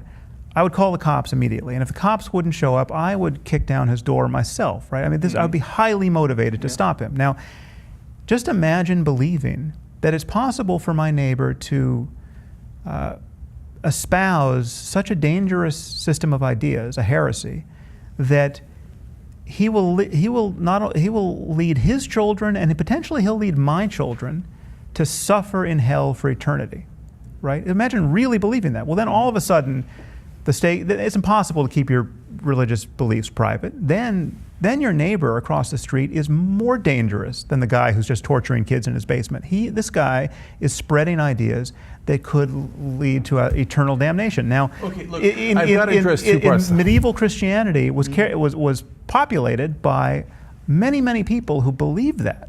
Right, and as their behavior showed. Mm-hmm. Now again, that's not the most straightforward enunciation of Christian doctrine, but it is there at the core. Once you believe that the stakes are that high, heaven and hell, eternity, then you can Sam, get diabolical things out of it. Okay, so I agree with you that the people who did the Inquisition, you can draw a straighter line from Christianity to the Inquisition than you can from the Nazis to the Bible. Right. It is a spectrum. Okay, yeah. It is a spectrum, and somewhere on that spectrum, Hitler meant what he said to some degree and didn't mean it to some degree. But when we talk about Muslims today, I'm not sure you agree that it's a spectrum, or you think they're all on this end of the spectrum. Of course, there's a spectrum. Okay, so then we agree. But the problem is you think that the fringe is much fringier than I think it clearly is, based on polling data, based on the straightforwardness of the doctrine, based on a few other things we've touched on, however scattershot. But you think it's far more marginal than I think it is. But I totally agree. There's a spectrum, and the spectrum is one of the degree of belief in specific doctrines. Okay, so now let's finally turn to that part of the conversation, which is also very important, which is the consequences of these beliefs, right? And I don't mean the beliefs of the religious fundamentalist or the people who adhere more strictly to the doctrine, etc. I mean our beliefs. So if we believe that it is Islam that is predominantly driving them, if we don't want to say entirely, say predominantly driving them, well, then we might reach different conclusions than if we believe that it is a mixture of things that are driving them to violence. Nationalism, maybe in some cases, there's psychological issues, politics, economics, and religion. So the very good example, of course, is the Palestinians, right? Mm-hmm. So the Palestinians believe in suicide terrorism more than almost any other Muslim country or culture or community, right? So obviously, I think it's obvious that part of the reason that they believe that is not just because they believe the Quran even more than the other Muslims. No, it's because they find themselves in an occupation, and in an occupation, you almost always resort to terrorism. It's not the right thing to do, it's a horrible thing to do, but that is what almost all religions and all different nationalities have done. Do the other side of that experiment. Tell me what the Palestinian Christians are doing in the same condition. Now, that is, again, complicated, Sam, because the Palestinian Christians are a tiny minority, so they don't have the power to take the matters into their own hands, even among the people who are occupied. But when Christians are the majority, the Catholics are the majority in an occupation, as we saw in Northern Ireland, they do terrorism. Northern Ireland, that's a confusing example. It's not a great analogy. I have in the past ascribed religion to be the cause of that, but it's not religion in a straightforward way. It's the religion. It's similar to what's happening in Myanmar with the Buddhists and the Muslims.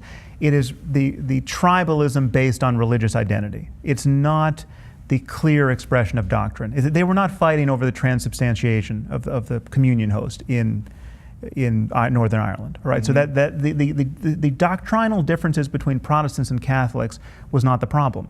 But the identities were the problem. And so religion was not helpful, but it's not the same kind of straightforward implementation of ideas. So, but wait, it seems almost a perfect analogy to the Palestinian situation. The problem is identity, right? So one side says we're Muslim and we're Palestinians, the other side says we're Jewish and we're Israeli, and they butt heads forever, and the Palestinians feel oppressed and occupied, and they resort, because of identity issues, just the same way that the Irish did and the Catholics did in Northern Ireland. Yeah, no, but I'm saying that the death cult behavior of suicide bombing is given immense impetus by specific beliefs, in this specifically the belief in martyrdom and paradise. Sam, honestly, you might disagree here, but isn't that a tiny difference, the manner in which they do the terrorism? Because we have shown that there was suicide terrorism in Buddhism, right? We've shown that there is non-suicide bombing terrorism among the Christians, the Tamils, the Buddhists, etc., right? So to me, it seems like that is not the largest factor. It seems like the largest factor is the same geopolitical situation they find themselves in. Well, no, because again, the problem is, so to some degree, we're just talking about the differences with which we weight these various factors. That's right. Right. So, That's right. But that has large implications, as we're going to get to. But the first thing to acknowledge about this convergence we're noticing here is that there are many people who fundamentally disagree with both of us here, and it's a problem. There are people who think that religion is just not a factor. Right. We don't agree with that. Okay. And you and I are going to disagree in specific cases about the contributions of psychopathology and the contributions of politics to certain instances of violence. That's right.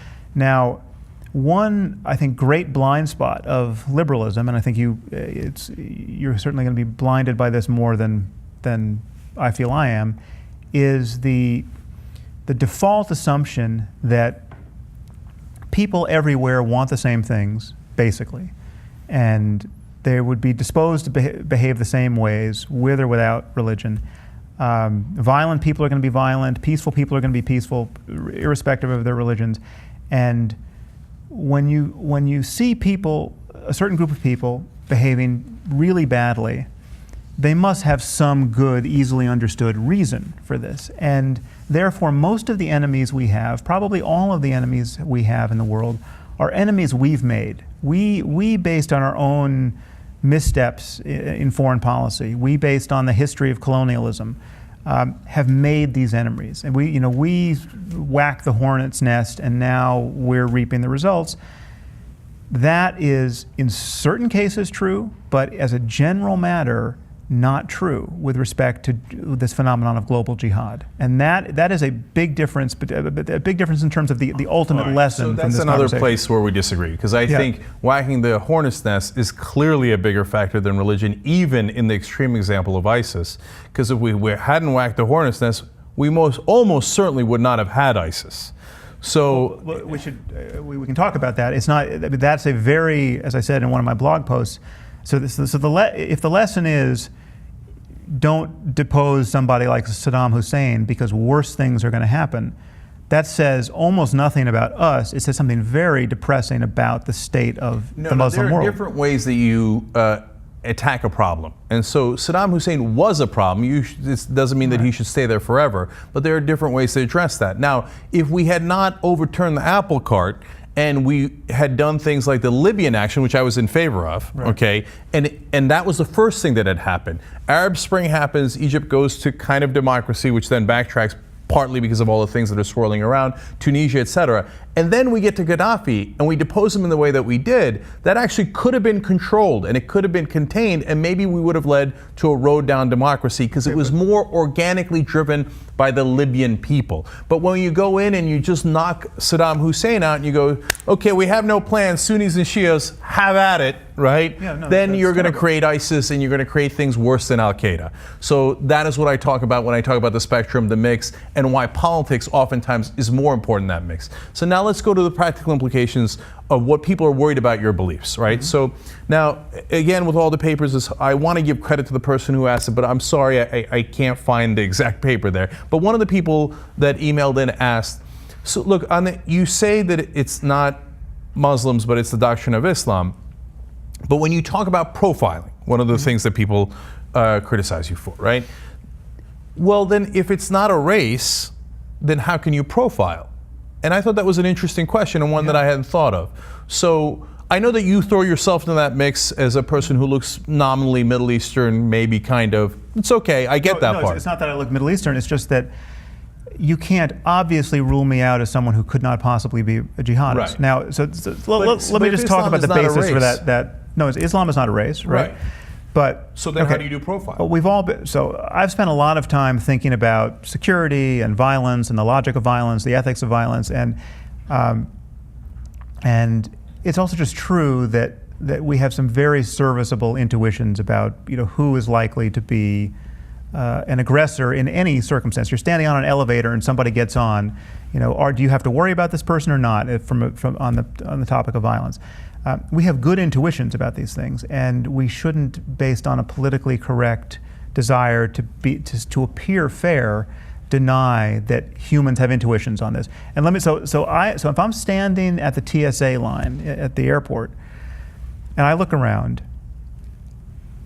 on any given day, 20%, 30%, 50% of the people there are obviously not jihadists. It's obvious enough that I'd be willing to bet my life that they're not jihadists.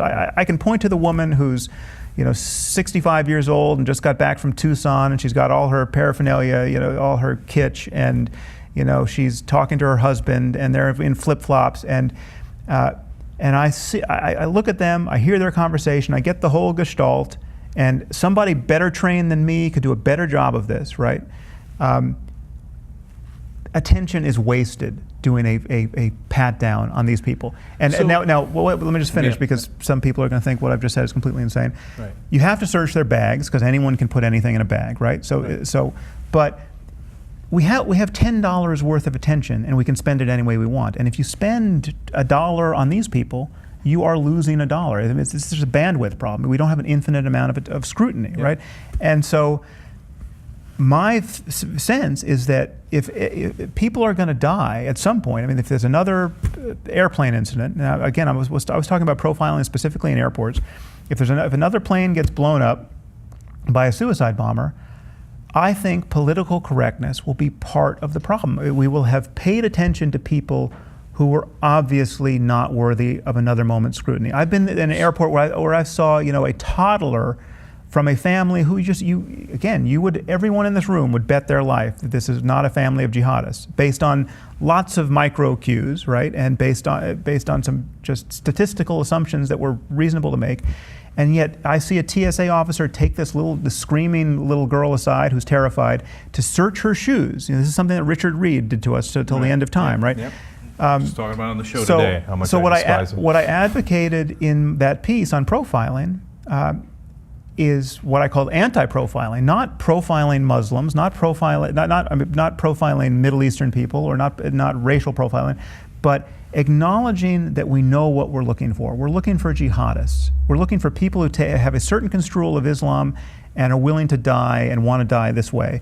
And then we have to look. The filter has to be: do these people stand a chance of being jihadists? Now, again, it's possible they could recruit, Okinawan women someday, and then we have the problem of, wow, they beat our profile. They could recruit, blonde octogenarians from Norway, right? But the basic fact is, we know that's much harder to do. They're not doing it, and again, someone like me falls squarely in the profile. I don't get the short line in this situation. I understand that. So, and a lot of people will look at that and say, okay, look, there is Sam calling a spade, and he's being reasonable, et cetera. Now, let me disagree in a number of ways. Okay, so am I in favor of profiling? Yes. Okay. But the question is how you profile, right? Do you do it what factors do you do it on? Do you do it on race? Do you do it on religion? Which is actually, again, as we talked about in the beginning here, actually impossible in the case of Islam, because there's so many different races that are in Islam that you can't even do it based on that. Or do you do it based on actions, okay? And other things that we have seen that other terrorists have done. So, for example, 2 examples. One is, if someone is profusely sweating and they seem nervous, of course, check them more than the Norwegian grandmother, right? So that is a reasonable way to profile. That's exactly what you should be doing. You know why? Because I travel all the time, my family travels all the time. I don't want the plane to blow up, okay? Yeah. Another thing that you could look at is, are they clean shaven?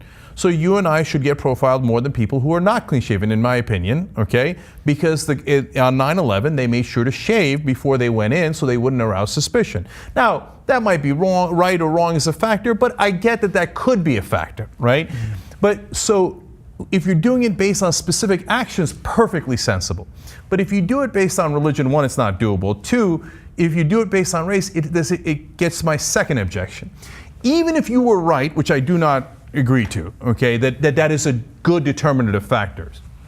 Now I'll tell you why I don't agree with that in a second as well. It's that it has a second terrible consequence, Sam. It then says, for example, stop and frisk in New York. We are going to stop 96% blacks and Latinos. Now, could you show me some numbers that show that blacks and Latinos get arrested more often than whites in New York City? Yes, you can. Is it partly because they get stopped more? Yes, that's true too. But even if I thought they were more inclined to do the crime, which I don't believe at all, but even if I thought that, I still wouldn't stop and frisk them disproportionately. The reason is you separate the races and you make the problem worse. You make it an us versus them. And it is fundamentally unfair, and it splits us as a society, and that's not what we're about. So when you do it in this context as well, it has such damaging effects as on top of what we've discussed that I still wouldn't do. Okay, well, what I was recommending again was what I call anti-profiling, which is just not wasting time, obviously. So what you have in the TSA, and this might be changing a little bit because now we have lines where you can be pre-screened, this global entry. Where you're pre-approved, but what I was objecting to was the security theater of this obvious display of fairness, which is an obvious waste of time, right? Where we're all standing in line, taking our shoes off, watching. I've seen people forced to get out of their wheelchairs, people who could barely stand. It depends. Let me say why it depends on a couple of reasons. One. If you're talking about a 4-year-old, we've never seen a case of terrorism for a 4-year-old, doesn't mean it can't happen. I understand what you're saying, and I think that's a fair thing to do based on the actions of 4-year-olds. They've never done a bombing before. It would be very unlikely. What you're worried about with a 4-year-old is a family that would be willing to blow up a plane with their 4-year-old on it. Right, but if you're talking about a wheelchair, Well, I would actually check the wheelchairs more than anything else because it's filled with metal. So it depends, right? So, and in the Norwegian example you keep bringing up, okay, Norwegians don't bomb airplanes. But if you apply that across the board and said, okay, well, we can check Norwegians less in security matters, well, you would have let Breivik slide by, and he is one of the biggest mass killers we've had in recent memory, right? So it turns out anybody could be a mass killer. So it's not an efficient way of profiling. Action is much more efficient. Whereas if you were doing it on action, you'd say, this guy looks weird, his eyes are twitching, he looks crazy. You do it on everything. You take political correctness out of the equation, right? I'm happy to do It's just based on all of the statistical knowledge you can get in any moment, based on raw intuition. I mean, you want well-trained people in the TSA. You don't want people who, this is, currently it appears to be a job. I'm sure the churn rate there is just astronomical. I don't know how long people hold these jobs, but it's not a high status job, right? So you would want, if you really wanted a good security apparatus, you would want well-trained, well-compensated people. You'd want like the people who do it for El Al in Israel, and they make no. There are no illusions about what's going on when you go. I don't know if you've been to Israel, but you go through Ben Gurion Airport, and listen. We don't want the plane to blow up, and we're not going to be necessarily polite about this. And we're going to talk to you as long as we want to talk to you, to find out whether we need to worry about you.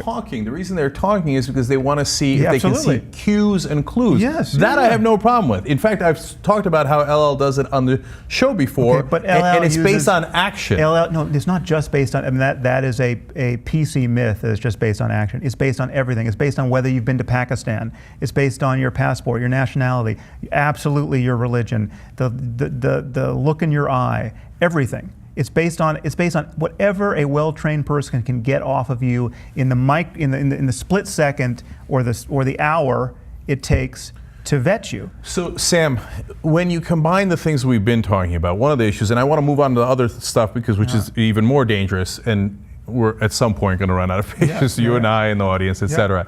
Is that, okay, we talk about vast numbers of Muslims, as you talk about. You say it's mainly connected to their faith, so we have to be especially careful about them, right? And then we say, well, we should, if they, based on whatever it is, race, or they've been to Pakistan or whatever it is, we should look forward to profiling them, right? When you put all these things, that's not the best way of putting it, but they get profiled more than others do, right? When we put all these things together, a lot of people then come back and go, I mean, at a bare minimum, Sam, you are giving permission for people to generalize about Muslims. Okay, well let's and that's dangerous. In the words of Sandra Day O'Connor, when she was talking about a different topic about the dictatorship, even in America, Sandra Day O'Connor said this. Right. She said, "Let us avoid those beginnings so we could avoid those endings." Okay, and that seems like a dangerous beginning. It's a.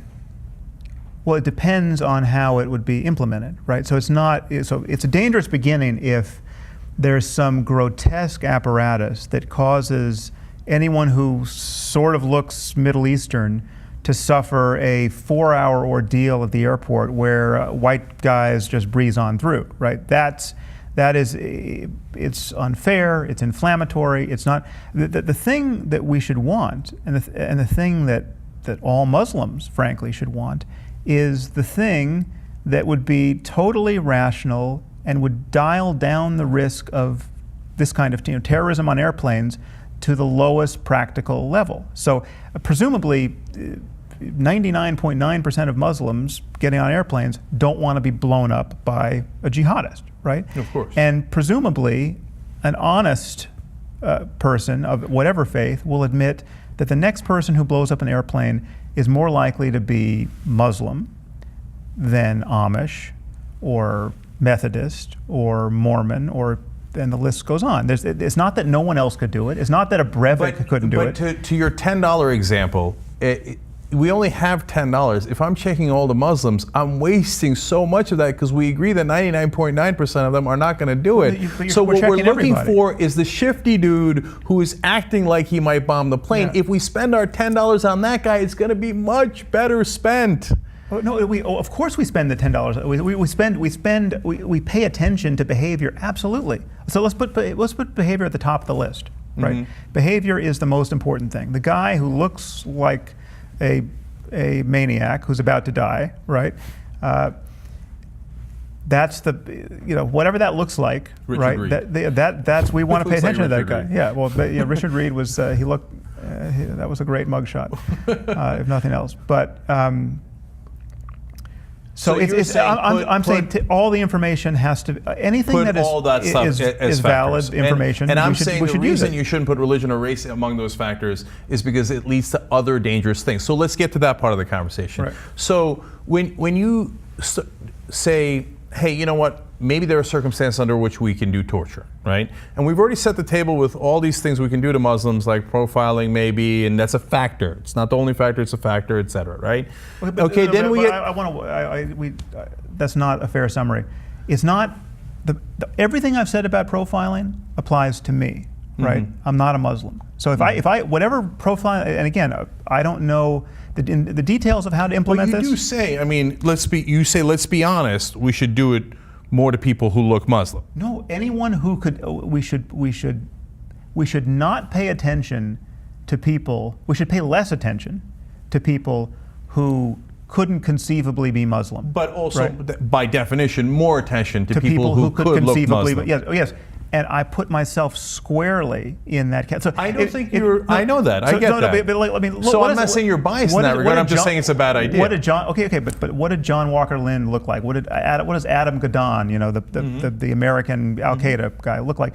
He shaves his beard. He looks like me, right? So whatever regime I would implement if I were the profiling czar applies to me. It's not doesn't just apply to you. I don't think you're biased there. But many of my critics don't get that, and I'm just saying that we shouldn't obviously squander our resources. I understand you completely, and I've stated why I still think it's a bad idea, despite that. Fine. Okay, so now, look, when you turn the issue of this gets to the heart of what so many people asked. Right, you've got the torture issue that you brought up. You got the nuclear strike issue that you brought up in your books, and you're going to, of course, explain that in a sec. And the list goes on. And I actually think the part about what we should do with Middle Eastern countries, whether democracy can work, whether good economies can work, et cetera, is worse, to be honest. Okay, when you have all of that, what people are asking constantly is, okay, Sam, so what do you want to do with Muslims? So, like, what's the answer? What's the answer? I want to encourage an honest conversation about the link between beliefs and behaviors, and get us to marginalize. What conclusion do you reach? Get us to, based on conversation. But conversation is easy, Sam. We've had the conversation. It's not easy. It's profoundly difficult. You should see the kinds of conversations I have with someone like Nick Kristof of the New York Times, right? Who will not admit that there's any link between religion and behavior, right? Okay, but in our context here, we've had the conversation and we know what our agreements and disagreements on those issues are. But then, all right, then finish the conversation. So what do you want to do with that? The kind of conversation I'm having with someone like Maajid Nawaz now, and the kind of conversations he's trying to have with radicalized people in the Muslim world. He's trying to deprogram jihadists. He's trying to deprogram Islamists. We have to figure out how to inspire a reformation that is credible within the Muslim world, that gets Muslims by the tens of millions, hundreds of millions, to one, honestly acknowledge the link between certain doctrines and behavior, which is something that someone like Reza Aslan absolutely does not do. And if he does it, if he's starting to do it now under pressure, he hasn't been doing it, and he's very shifty on this point. Where someone like Maajid Nawaz, just straight up, he acknowledges the doctrine. He's a former Islamist. He knows why he was an Islamist. He's no longer an Islamist. He knows why he's not an Islamist anymore. He understands what he believed and why, and so it's all in plain view for him. You have to honestly talk about the consequences of believing certain doctrines. You have to honestly talk about the numbers of people who do believe these doctrines, and you have to find some way of waging a war of ideas with these people in the Muslim world, Sam, which discredits these interpretations of if you the text. Were left at war of ideas, then we would be back to almost complete agreement. Okay, I totally agree we need a war of ideas, when I was getting the Freedom from Religion Foundation Award, for Emperor Has No Clothes Award, for work I did in media, the speech I gave was about a culture war. That the Fox News of the world say there is a culture war. I actually agree with them. And I think we should engage in that war, and we should defeat religion. Okay, so there we have complete agreement. Right. But I'm afraid, as I read your writing, that you don't leave it there. That that you talk about, again, the bombings and the practical policy. In fact, I can't, to be honest with you, and that's why to answer here, when I read your policy prescriptions in foreign policy, I can't tell it apart from a conservative. Okay, well, can you? Okay, so like, I'm happy to talk about all of it. So, first of all, when you talk about, well, maybe Muslims can't handle democracy. Again, if I'm stating it wrong, which I'm sure I am in parts, and I've got the quotes, but there's 100 pages, right? And you're here, and you can tell me. Yeah. I'm really worried about that line of thinking. I think that's wrong, and I think it's a little dangerous. It sounds almost. But it's actually, to be fair, not neocon, because the Bush doctrine was they can't handle democracy, we should do the freedom doctrine, right? So let's start there, because then we're going to get into the nuclear strike, et cetera. But so start on do you think they can handle democracy, or why did you say that you're worried they can't? It's not just Muslims, it's just any condition where you're talking about a despotism that has kept a lid on sectarian chaos or just dysfunction. You talk about how do you move from either a failed state or a totalitarian one to democracy, right? It matters who's there and what they believe and what they want to do with all that freedom, right? So if you have and what we're seeing, so you pull the lid off of the sectarian conflict in Iraq between Sunni and Shia. You kill Saddam Hussein and his psychopathic sons, and then you just watch and see what happens. It's, as you said, totally irresponsible, because what you unleash is sectarian horror, right? And so in that sense, we created ISIS. We didn't create ISIS we didn't create the sectarianism between Sunni and Shia. That's right. But that was a prison state, right? And we killed the warden. And then how are prisoners going to behave who just have all these animosities? But Sam, clearly the right idea isn't to put more wardens in. Well, no, but I think you could. It's possible, and this is a conversation that has almost nothing to do with Islam per se. It has to do with just humanity. How could we fix North Korea? Right, North Korea is a hostage crisis. They've got a lunatic with bouffant hair keeping tens of millions of people hostage, right? Yep. And they are information starved too. They think they're a master race, right? They're 6 inches shorter than South Koreans, but they think they're a master race. So you have it's not religious. It's quasi-religious in the degree to which the dear leader is worshipped and the degree to which they're starved of information. But this is a bizarre psychological experiment where you have millions of people living in they have a delusional worldview, and they're starving to death, right? And in a perfect world, the civilized world could say, we're going to go in there and save these people, because they need saving, right? But how do you save them? Well, one, the leader's got nuclear weapons, and so it's very hard to do anything. That's one reason to stop nuclear proliferation, because you can't go save people when the maniac in charge has nuclear weapons. But what would happen if we just killed the dear leader and then created a democracy in North Korea? Who the hell knows? But these people might not be ready for democracy in the next 20 years. There may be an argument for some kind of benevolent dictator transition to democracy. Ooh, that sounds uncomfortable. Well, no, emphasis on benevolent. I mean, so you put someone in charge who really. But that's a hypothetical, Sam. There are no benevolent dictators. No, that's not true. Really?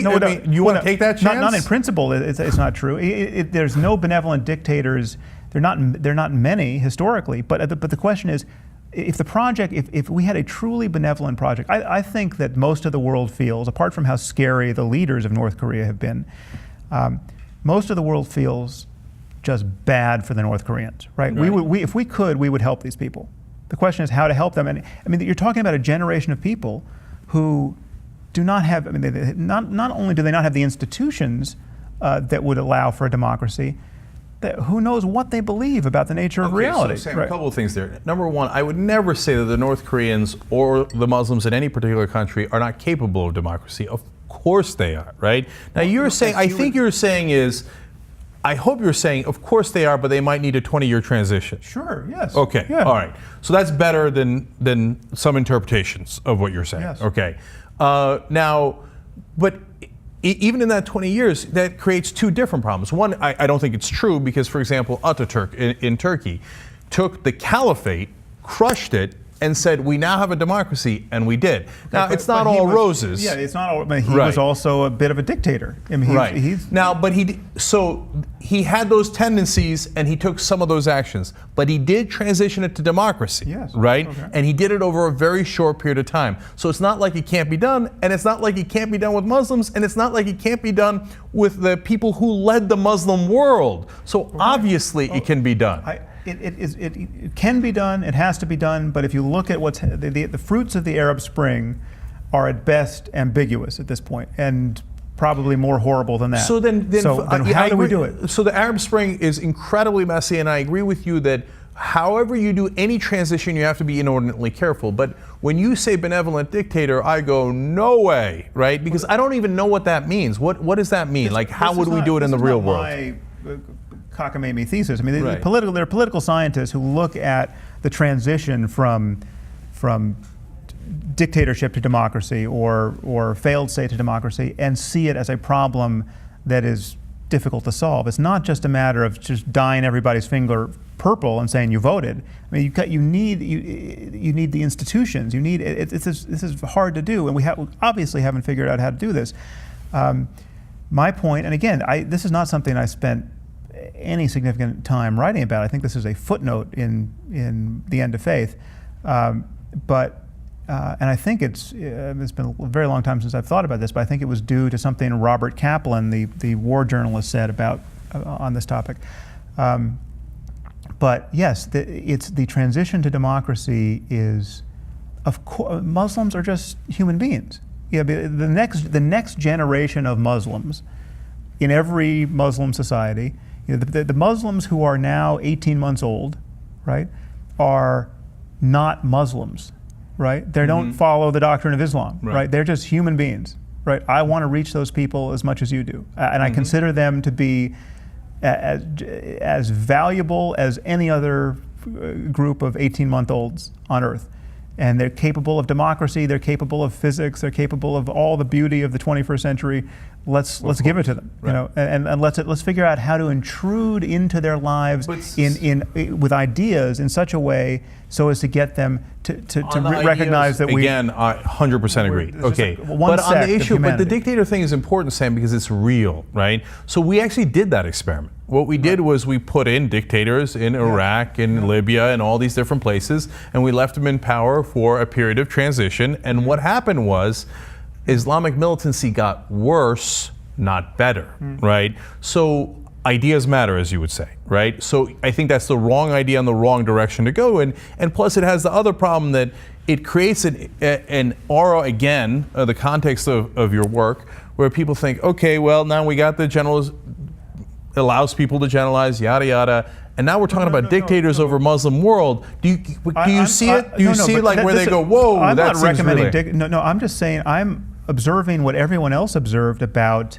the Arab Spring and the war in Iraq before that. It's just removing a dictator and claiming that democracy is now the new regime isn't enough, and it creates chaos, right? But more often than not, I mean, judging from the last decade and a half, we have the example of Saddam Hussein was one of the most evil men who's ever lived. I mean, and again, this was a hostage crisis, and I was not for the war in Iraq for a variety of reasons. One being it just looked like a crazy distraction from the war in Afghanistan, which seemed to me legitimate and necessary. That's what we talk about on the show all the time. So, but for just pure you could have justified a war in Iraq for purely humanitarian reasons. Now, I'm not saying, now, again, this is a point of confusion. I'm not saying that we went in purely for humanitarian reasons, but I'm saying you could have. You could have looked at this, just as I described North Korea, as a hostage crisis, and this guy's a bad actor. He keeps shooting, trying to shoot down our planes, enforcing a no-fly zone.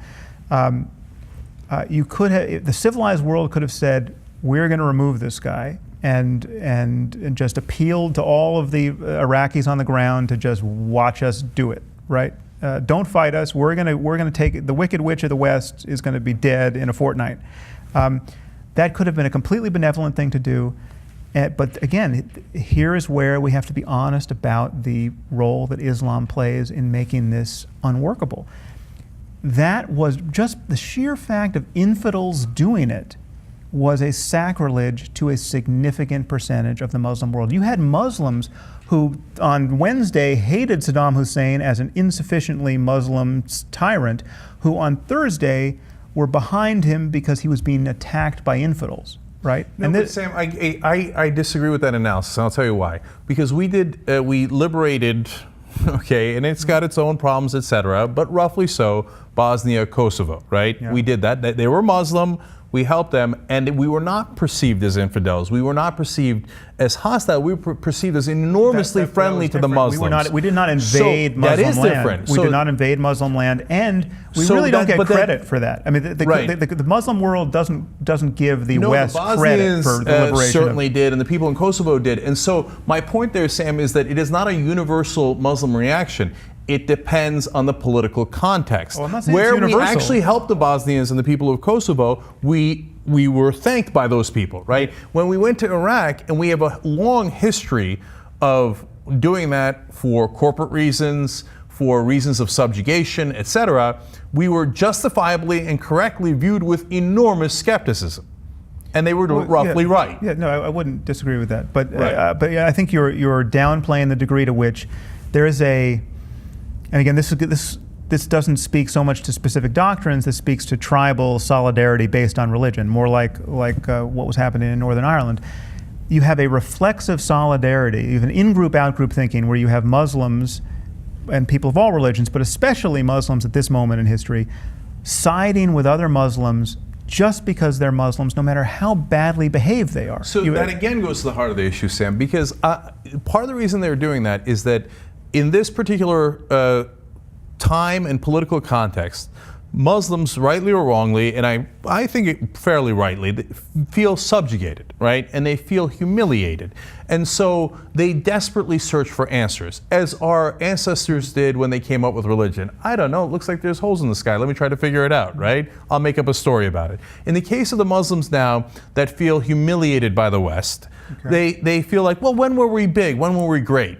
Right. Oh, when we were the most Muslim under Muhammad, which is actually not necessarily true, but that's the mistaken impression they have. So let's go back to that. Maybe religion is the answer. Maybe Islam is the answer. See, Sam, when I was growing up, and Salman Rushdie talks about this too, come back to it in a sec.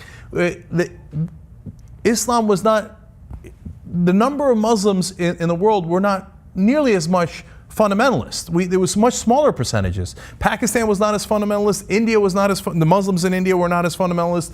Turkey was not, almost no fundamentalism in Turkey, right? Now there is some, right? And the part of or I think a very large part of the reason for that is that Muslims in the world feel humiliated and they're trying to figure out an answer. And so they're lashing out and saying, yes, Islam, that's it, jihad, that's what we should do. All right, well, again, you're using words like humiliated, which in most conversations, seem to describe some rational, terrestrial, normal political grievance.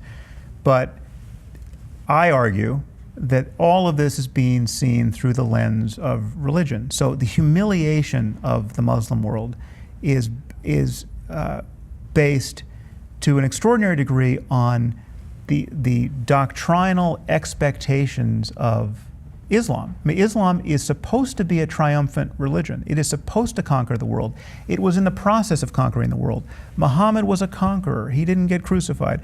There's a very different expectation of how things should look on the ground if things are working correctly. We are in a fallen world where the one true faith is not winning. It is a sacrilege. But Sam, then we go back again. There's many different examples you can use. But let me use Turkey again. The Hindus do not have this view. The Jews do not have this view. The Christians do not have this view. The Christians understand that it's not a matter of winning until Jesus comes back. But the people of Kazakhstan don't have any feelings of, conquest of the world. The people of Kosovo don't necessarily feel that way. No, you're not paying attention to the triumphalism and the notions of supremacy that run straight through Islam. No. And the reason why the Turks are not doing jihad in general is manifold, but right? Ataturk, you mentioned him. Right. They had secularism. And secularism was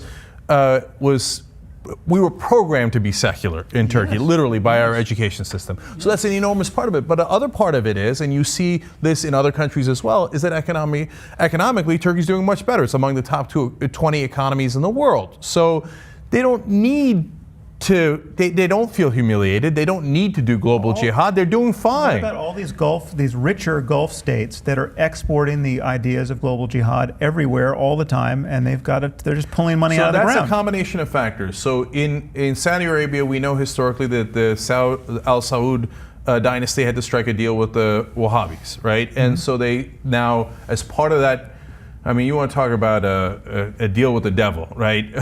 Ironically. They have been spreading Wahhabism throughout the world, which is a scourge upon the earth, okay? Yeah. So that is a unique situation in Saudi Arabia. Could it be that the other Gulf states know that they're not going to conquer the world with their limited oil? ISIS. I mean, you have wealthy people who like ISIS, right? Now, some of these wealthy people are cynical, and they're just afraid of ISIS, and they just want to keep ISIS elsewhere. That's right. I mean, that's a huge part of the Saudi bargain. Yeah, and they're afraid of their own the radicals in their own population who, so they just want to export this ideology to the rest of the world and keep their own extremists contained.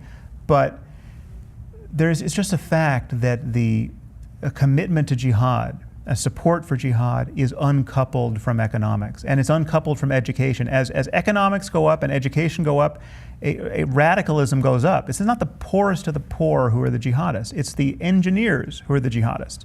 And that's a problem. So this is a very PC fantasy, which it would be great if it were true. We're talking about micro and macro issues. You're talking about a micro issue of that particular engineer or doctor doing what he does, right? Whereas I'm talking about macro issues of a country that is doing economically better is less likely to produce a culture that is steeped in jihad, et cetera. I certainly hope that's true. I don't know that we know that that's true. Okay, and so that is why the culture matters more than the religion does, and I think the geopolitical context matters more than the religion does. But look, we got to go to the nuclear strike because, again, it affects all other issues. So now, you did not say we should do a nuclear strike on anybody, right? But you said we should, and correct me where I'm wrong, we should consider doing a nuclear strike, a first nuclear strike, under certain circumstances. I find that to be incredibly dangerous talk. Okay, but it is a dangerous fact of the world that we have nuclear arms, right? We have nuclear arms because we have already considered doing a nuclear strike under certain circumstances. That is what the Cold War was about. Yes. So this is the world that we're in right now. If we could uninvent these weapons, that would be great, right? But we have a nuclear doctrine. And it developed entirely in a Cold War context, where we were faced with the Soviet Union that was, for all of the flaws and all the ideological quirks, this was not a death cult and did not have the basis of being a death cult. These were rational actors, and their hopes and fears and aspirations were constrained by terrestrial concerns. These were not people who could say, we love death more than you infidels love life, right? And again, this is just 2 paragraphs in the End of Faith, right? This is not me talking ad nauseum about nuclear policy, but in just a very kind of game theoretic way, I asked us to consider how a belief in martyrdom, a belief in paradise, just unties this convention of mutually assured destruction as a deterrence. The Cold War was possible because neither side wanted to really play a game of chicken. When you're playing a game of chicken with someone who wants to get to paradise, you're screwed. You're going to lose this game of chicken, right? So, and the moment you accept, and again, many people don't accept this for reasons I cannot fathom, but the moment you accept that certain people really do believe in paradise, really do want to die and to get there, right? Or they're hoping to be martyred. This is that death today would not be a bad thing for them. And then you imagine us failing to keep the big bombs and the long-range missiles out of their hands. You imagine a regime that is just like ISIS, but they've got ICBMs. We have to find some way to avoid that. And the Muslim world in particular has to find some way to avoid that. The Pakistanis that already have bombs, right? They don't have the missile technology, but they have the bombs. They're a coup away from delivering these bombs into the hands of the Pakistani Taliban. We have to find some way to avoid that. But Sam, the reason why I think your idea is dangerous is because it makes the likelihood of nuclear strikes far more likely. Because if you say to the Iranians, we think you're part of a death cult and we don't trust you, even though the Iranians, like them or dislike them, have been very rational actors throughout, okay? There are enemies in a lot of ways, as the Soviets were, right? But the Soviets were also rational actors, even though we didn't agree with them and they were our enemies.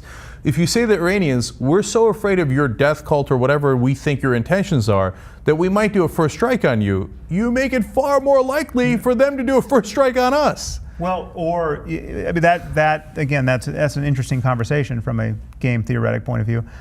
It could be that you make it far more likely for them just not to build the bombs in the first place. You say that has not been how things have developed. No, but either in this context or any context. You just have to play it out. So listen, you have a belief system. We're taking you seriously. I mean, you're the people who are waiting for the Mahdi, and you're hoping. You realize that this world is just an antechamber for the world to come, and you want to get there. I'm going to interrupt for 1 second here. You don't really think the Iranians think that? No, do you? I think I agree with you that there are people in Iran who think that, but they have not been in control. So yes, no, Iran is distinct. I'm not saying that Iran is Al Qaeda or the Taliban. I mean, all of these groups are subtly different. But what I was asking in those two paragraphs in the End of Faith was for us to consider the possibility, the horrible possibility that must be avoided at all costs, that a regime that is the psychological equivalent of the 19 hijackers, people who really are willing to hit the wall at 400 miles an hour, gets long-range nuclear weapons. The second huge problem of that line of thinking, Sam, which is that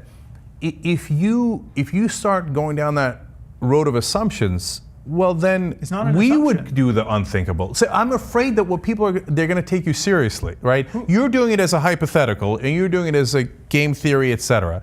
But neocons can easily take that and who desperately want to attack Iran, right? And other people and your fans and people that are reading you, that are watching, etc., can think, well, yeah, these guys they all want to commit suicide, they all want to go to heaven. We got to hit them. We got to hit them. I'm not saying we're in that situation, right? So so again, we have to and you have to follow every word in this argument. There's a difference between long-range nuclear weapons and nuclear weapons, right? Long-range means you can launch a missile from wherever you are and hit Paris and London and New York and Los Angeles, right? Even North Korea doesn't have that technology now. Pakistan does not have that technology. So it's not simply a matter of having nuclear weapons. But yes, if we can't have a Cold War with a regime, and I'm not saying Iran is this regime, but I'm saying there's a possible regime, a regime of true jihadists who prove with their actions that they really believe what they say they believe, right? So we might have even a disagreement on the core of that hypothetical. Let's say ISIS becomes a state of some sort, and we are significantly concerned that they have acquired a nuclear weapon. I would never do a first strike, because you're going to kill hundreds of thousands, maybe millions of innocent people, men, women, and children. I mean, we worried about decapitation. The little babies' heads would explode. Grandmothers' heads would explode. I would never do that. Okay, but look what we did. Again, you have to just look at history and where we come from. Look at the Second World War. The nuclear bombs we dropped were not even the worst things we did in the Second World War. I mean, the firebombing of Hamburg and Dresden and Tokyo arguably killed many more people and in more horrible ways, right? In fact, the argument for using the nukes was that we wouldn't have to do any more firebombing. It would be such a punctate and startling show of power that we would actually save lives, both our own and the Japanese. Sam, I hope that we have developed into a better, slightly more humane world. I mean, if But I'm if saying right now we went back to fire bombings, Jesus, we would have regressed so much. If we went back to nuclear weapons, we would have regressed so much. Part of why I believe in America and I love America is for all the reasons that the conservatives miss, which is the Marshall Plan, rebuilding our enemies, promoting human rights, and promoting a culture where we, even though we did those bad things in the past, that we don't nuke people anymore. We don't do those horrible killing of civilians to the best we can. And we have done that in horribly flawed ways. But that is the path that we set the world on when we were doing the right things. You and I totally agree that we've made progress and we want to hold on to that progress, right? So yes, these were all war crimes by any standard, right? How we waged war. We were fighting the Nazis, so we had a real enemy that and a very powerful one, but the way both sides behaved was just it was completely insane by any moral standard in terms of the conscious targeting of civilians by the hundreds of thousands, right? So yes, one would hope we could never do that again, and we want to get to what I want to do is get to a world where a war between the U.S. and Iraq, or a war between the U.S. and China, or just wars, is no more plausible than a war between Vermont and New Hampshire. So we have to find ourselves to a situation of global civil society where things like North Korea, if they are in fact possible anymore, are looked at as a kind of crime problem, a hostage situation that the entire world has to intervene on, and we have to stop genocides when we see them. So but now, the question is how to get there, and a nuclear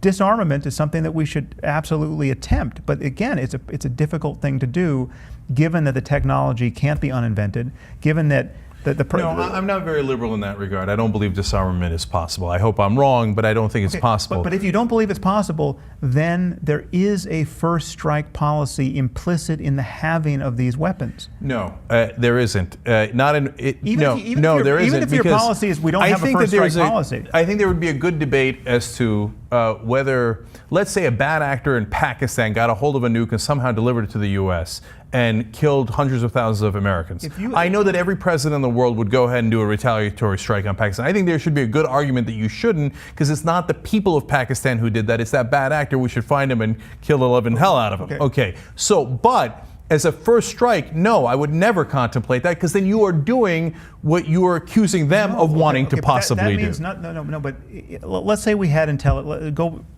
we're back in the Cold War now. It's us and the Soviet Union. And we have intelligence that is just incontrovertible that the Soviet Union is planning a first strike, right? And so just take out the uncertainty, right? We believe this as surely as we believe anything, that they're, on July 4th of this year, of next year, they're gonna wipe out every major city in America, right? For whatever reason. Things have heated up to that degree. Having nukes of your own is the only, you can't conventionally deal with that problem, right? We would have, in that case, execute our own first strike. Having nukes and using them first are two entirely different things. But what you're not granting is that one could ever be pushed to the brink of where self-defense became synonymous with using your biggest weapons. I'm not granting that. And the reason, Sam, is because we don't live in a hypothetical world. We live in a real world where there will always be uncertainty. And in that world where there is uncertainty, I'm afraid that people are going to take what you say as a carte blanche to, well, I thought it was going to happen, so I went ahead and pressed the button. It's not, but what you're saying is even more dangerous in my view.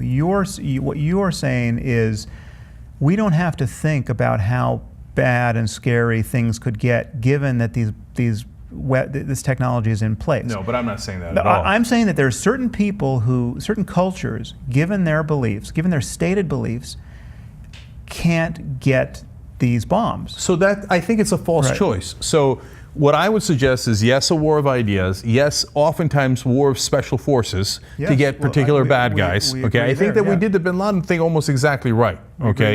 So I would suggest 18 different ways to fight that problem.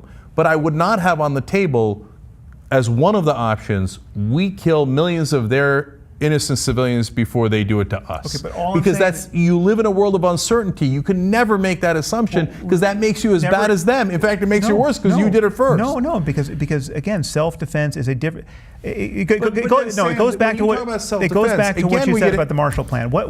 This is why intentions matter. This is why the kind of world you want to live in matters. So, for instance, we did these horrible things to the Germans in the middle of World War II. We burned people by the tens of thousands alive. Women and children, we burned them alive with firebombing, right? We knew we were doing it. We did it anyway. Somebody thought it was necessary. We can argue about whether or not it was necessary. We can argue about if it would be even possible to fight the Nazis and win by our current ethical standards. I'm not so sure it would have been, right? Which is a problem for our current ethical standards, right? So it's possible to see how the world could roll back to the ethics of World War II, and that would be a terrible thing. But what did we actually want to do with Germany? If we had true power, and in this case we ultimately did because we won the war, what did we want? We wanted sane collaborators. We wanted peaceful, honest people who we could do business with, right? And we wanted the same in Japan, and we helped build up these societies. What does ISIS want? What would ISIS do to America if they could do anything they want? We know what they would do. They're not. So again, it's a different aspiration. But Sam, I'm worried that you're conflating ISIS with Muslims. So no, again, and I'll tell you why. Because when you get into the real world, it's obviously not all Muslims. Right. No, I know you're not saying all Muslims, but the reason why I think you're conflating it is because when you turn to the Palestinian issue, right, which you've written about, and you use that same exact way of thinking. You say, well, if the Israelis could do whatever they want to the Palestinians, we know what they would do because they're doing it right now, and we know if the Palestinians had it their way, they would wipe out all of the Jews. That's actually, I don't think that's true at all. I don't think it's remotely true. And I'll tell you. But you're doing some mind reading, right? So you're in the telepathy business. Are you. No. They're telling us that they would wipe out everyone. So no. So Sam, two things that are important there. Number one, Muslims had all the opportunity. I'm talking about Hamas in particular. Right. So, well, okay, then that's a slightly different conversation. But okay, look, Muslims did have all the opportunity in the world to kill all the Jews when they were in charge in the Middle East, and they didn't, right? So it is not necessarily because of Islam. It's the political situation they find themselves in and the frustration. Go on, why is that? I've explained why they didn't kill all the Jews and all the Christians because of the doctrine of Dimitude. Okay, then because of that same doctrine, why the Palestinians wouldn't kill all the Jews? Again, I'm talking about Hamas, the democratically elected government in Gaza, right? So there are many Palestinians who agree with Hamas, clearly. Hamas, the state in the charter of Hamas, genocide is explicit, right? But Sam, and we know saying if you ask the Irish terrorist, no, I'm going to tell you why. Look, if you ask an Irish terrorist in the middle of the Northern Ireland fight, would you kill them all? He would say, yes, I would. Yes, I would. I'd kill them all. That's purely plucked out of your imagination. No, but Sam, everybody fighting under those circumstances says, I'm going to kill them all. But when the Muslims were in charge, they didn't kill them all. And by the way, so now we get to, again, the core of the issue, which is that you say if the Israelis could do anything they want, well, they wouldn't do better. Well, wait a minute. Now, they can do anything they want, and they occupy them, right? And so... and they prevent a state from happening. Then you turn around and you say, well, the Palestinians are really bad because if they could do anything they want, they would prevent Israel from being a state. But that's theoretical. What Israel's doing is real. They are already preventing the Palestinians from having a state. When people tell you that they want to commit a genocide, when they tell you publicly and they say it to themselves in private, you should take them seriously because we know people are capable of genocide. Sam, then we go back to the earlier conversation. But take that on board. You're really going to dispute that? Is when Hitler says, I did it for Christianity, is it really true? Well, it's half true, half not true. He did it for a confluence of factors. And when somebody says, I'm doing it for a certain reason, do you believe them completely? Of course not. It depends on what are their factors. It's the neuroscience question we tackled earlier. Why are they saying that? Are they saying that because they want to seem like they have bravado and they're? I mean, Let me just say a little bit more about this because we know we have a wealth of information with respect to what groups like Hamas and what even the Palestinians more generally say to themselves, when they're talking just to themselves about the Jews, when they're creating children's programs for their kids about the Jews, right? And genocide runs straight through it. right? So the aspirations of... You really don't believe that there's an enormous geopolitical reason behind that? The occupation, the crushing existence of the occupation is what's leading to that horrible ideology? It's not. No, it's not. But what occupation led to the genocidal intentions of the Nazis? No, so there could be two different reasons. Actually, there could be many different reasons why you go to genocidal intentions. So, if you had asked people living under occupation, the Tamil Tigers, you name it, right? You want to kill them all? My guess is a great, or not a majority, but a lot of them would say, hell yeah, I want to kill them all, right? And sometimes it's the reverse, where you have complete power and you can do whatever you want to people, and that leads to horrible results. But in all of those cases, it's not the religion alone that determines it. Religion is a factor, and I would say in the case of the Palestinians, a small factor. That in fact, if they had the power, my guess is as human beings, they would react very similar to the Jews and the Israelis, not in the good and the bad. I don't think they'd kill all the Jews, because you have to flip the situation completely, the context completely. On the other hand, would they also subjugate and occupy the Jews? I bet they would, because they're human beings, and that's apparently how human beings react. Okay, well, I think, again, we're talking about the weighting of various factors, because of course the occupation is a factor, right?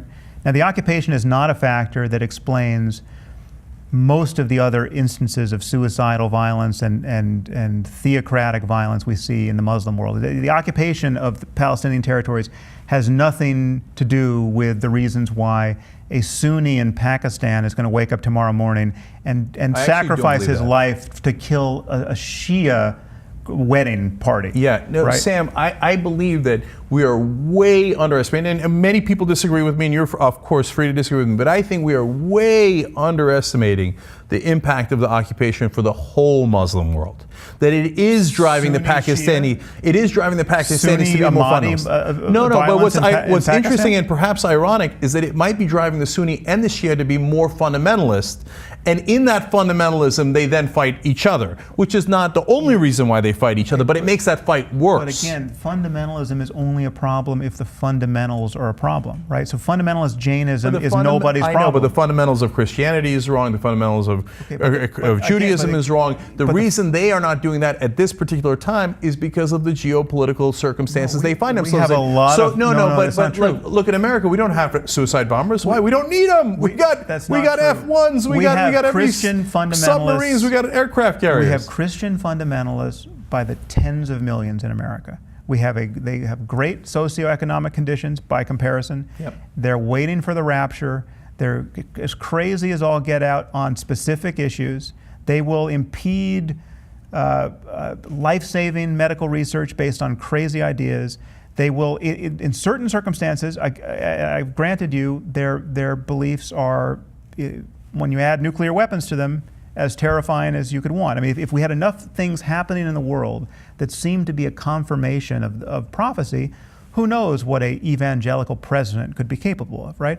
All terrifying. Number one danger in the world, by the way. So and this is what was so egregious about your titling that video of me, is Sam Harris is more dangerous than Sarah Palin.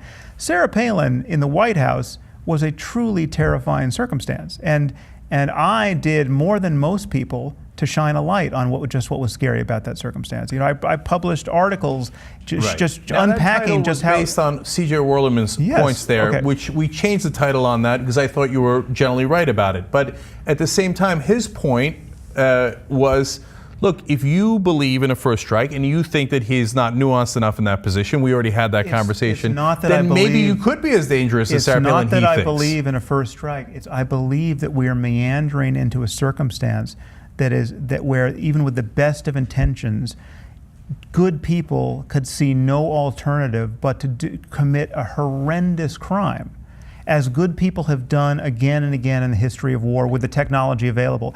Good people committed horrendous crimes throughout World War II based on a pure perception of self-defense, right? And a logical one given what the enemy was doing to them. The bombing of London gave the British every reason to bomb Dresden, right? So it's not, again, what's so horrible and what we have to grapple with is that bad ideas and bad circumstances and bad incentives can allow for good people to behave like absolute monsters. That's much scarier than the few monsters in the world. It's much scarier than the 1% of psychopaths. To have ideas, to have systems, to have incentives where people who are better than you and me can be committed to atrocities. And so again, a belief in paradise is one of the scarier memes to have running on the hard drive, because Sam, it changes the equation on so many fronts. So we agree completely on the ideology. So let me see if I can reach a conclusion here, right? So I would argue that the liberal policies, progressive policies, would be a better way of getting the Muslim world away from those dangerous ideologies than some of the ideas that certainly conservatives put forward, and I would argue that you put forward, right? But you tell me if you're not putting it forward. What do I put forward? I agree with you on the war of ideas. I don't know whether you call that liberal or not, right? But when you talk about possibly torturing, possibly nuking, possibly bombing, the continuing the occupation, et cetera, et cetera. Hold on, let me just finish, and then I'll, of course, you'll address it, right?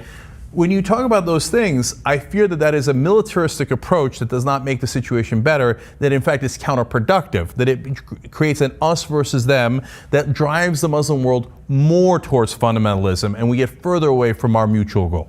Okay, well, the fear of driving the Muslim world more toward fundamentalism is a rational one, and it is also kind of dispiriting one, because what it's saying is that there's a real fear that most Muslims, or a sufficient number of Muslims, can't recognize how abhorrent ISIS and Al-Qaeda and Boko Haram and Al-Shabaab are, and can't see that when we are fighting these guys and doing our best to intervene in these situations, we're the good guys, right? So that's the fear, right? So the fear is if we just go into Syria right now and Iraq and just kill ISIS, that is so inflammatory to so many Muslims who can't see straight that we're going to create more radicalism. Okay, that's a legitimate fear. It says something terrible about what's happening in the Muslim world and about the influence of religion. It might say something terrible about let me finish, because you put a lot on the table. Yeah, sorry. No, not imperialism. It's not imperialistic to go deal with ISIS. ISIS the is imperialism we've done in the past that makes them skeptical, very naturally and obviously and fairly skeptical of our intentions today. Okay, but let's spell out our intentions ad nauseum. Let's convene a summit of all the heads of whatever, the greatest mosques we can get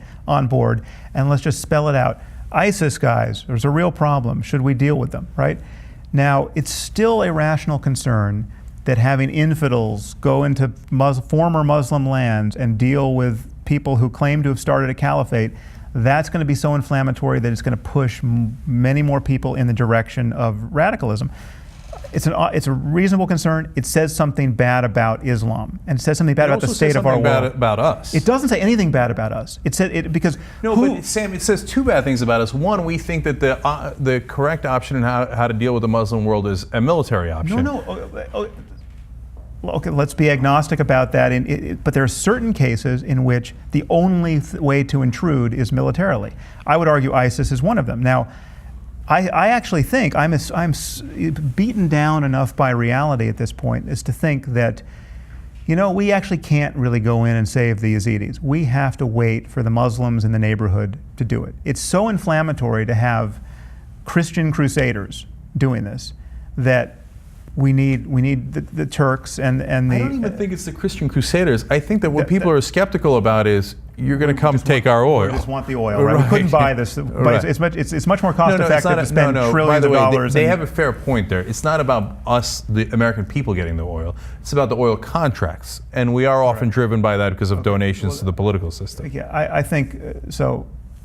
I don't believe most of that, but in any case, I understand the perception is there, and we have to deal with the perception. The perception is harmful, and the conspiracy theories that run through the Muslim world are harmful, and the conspiracy theories that run through our world are harmful, in that it's almost impossible for good people to use power in a way that is not causing more of a problem, because everyone distrusts power. Everyone has a story about why the people in power are always evil. So right? Sam, again, look, two things about that. One, it's not a conspiracy theory. Halliburton's stock price went up fivefold during the Iraq War. They gave $34 million to Dick Cheney as an exit theory bonus. that we would have gone to war purely to drive up Halliburton's stock price.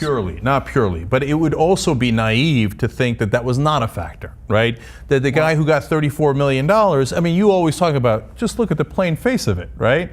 Look at the plain face of it. A guy gets $34 million and he starts a war which his former company profits fivefold from. There are people who think that we demoed the World Trade Center that's crazy in order talk. to do all of that. No, right? So no, like that's how crazy talk, do you but want to Sam, get? But again, there are a number of factors as to why we go into countries. So when you say to Muslims, we're the good guys and we're coming to bomb you because we're the good guys and we're trying to help you, you have to see that there is very healthy skepticism about that. Okay, but it's not healthy when it's true that we're actually the good guys. Forget about us. But they can discern that because they didn't hate us for Bosnia, they didn't hate us for Kosovo. Now you think we didn't get enough credit for that, but they did like those actions. If you ask Muslims across the world, they will say America did the right thing there. Right. So they actually did a correct assessment. Thing, we were not. They did a correct assessment of Bosnia, and they did a fairly correct assessment of our intentions in Iraq.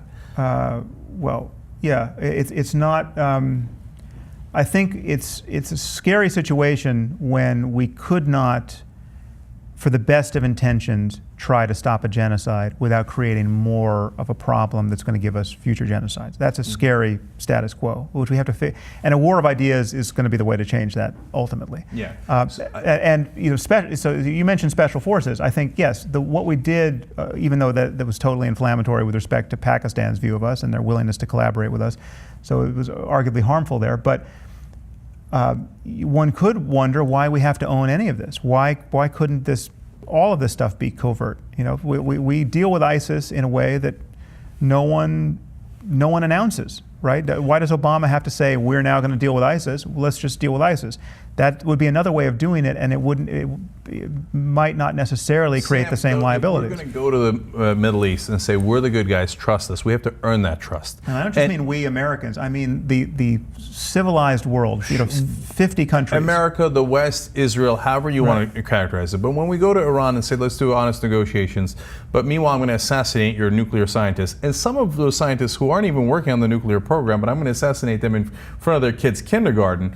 Well, then they go, well, I'm not sure you are the good guys, right? And when we say, hey, you know what, we're the good guys, but we're going to keep occupying Palestine indefinitely, pretty much, right?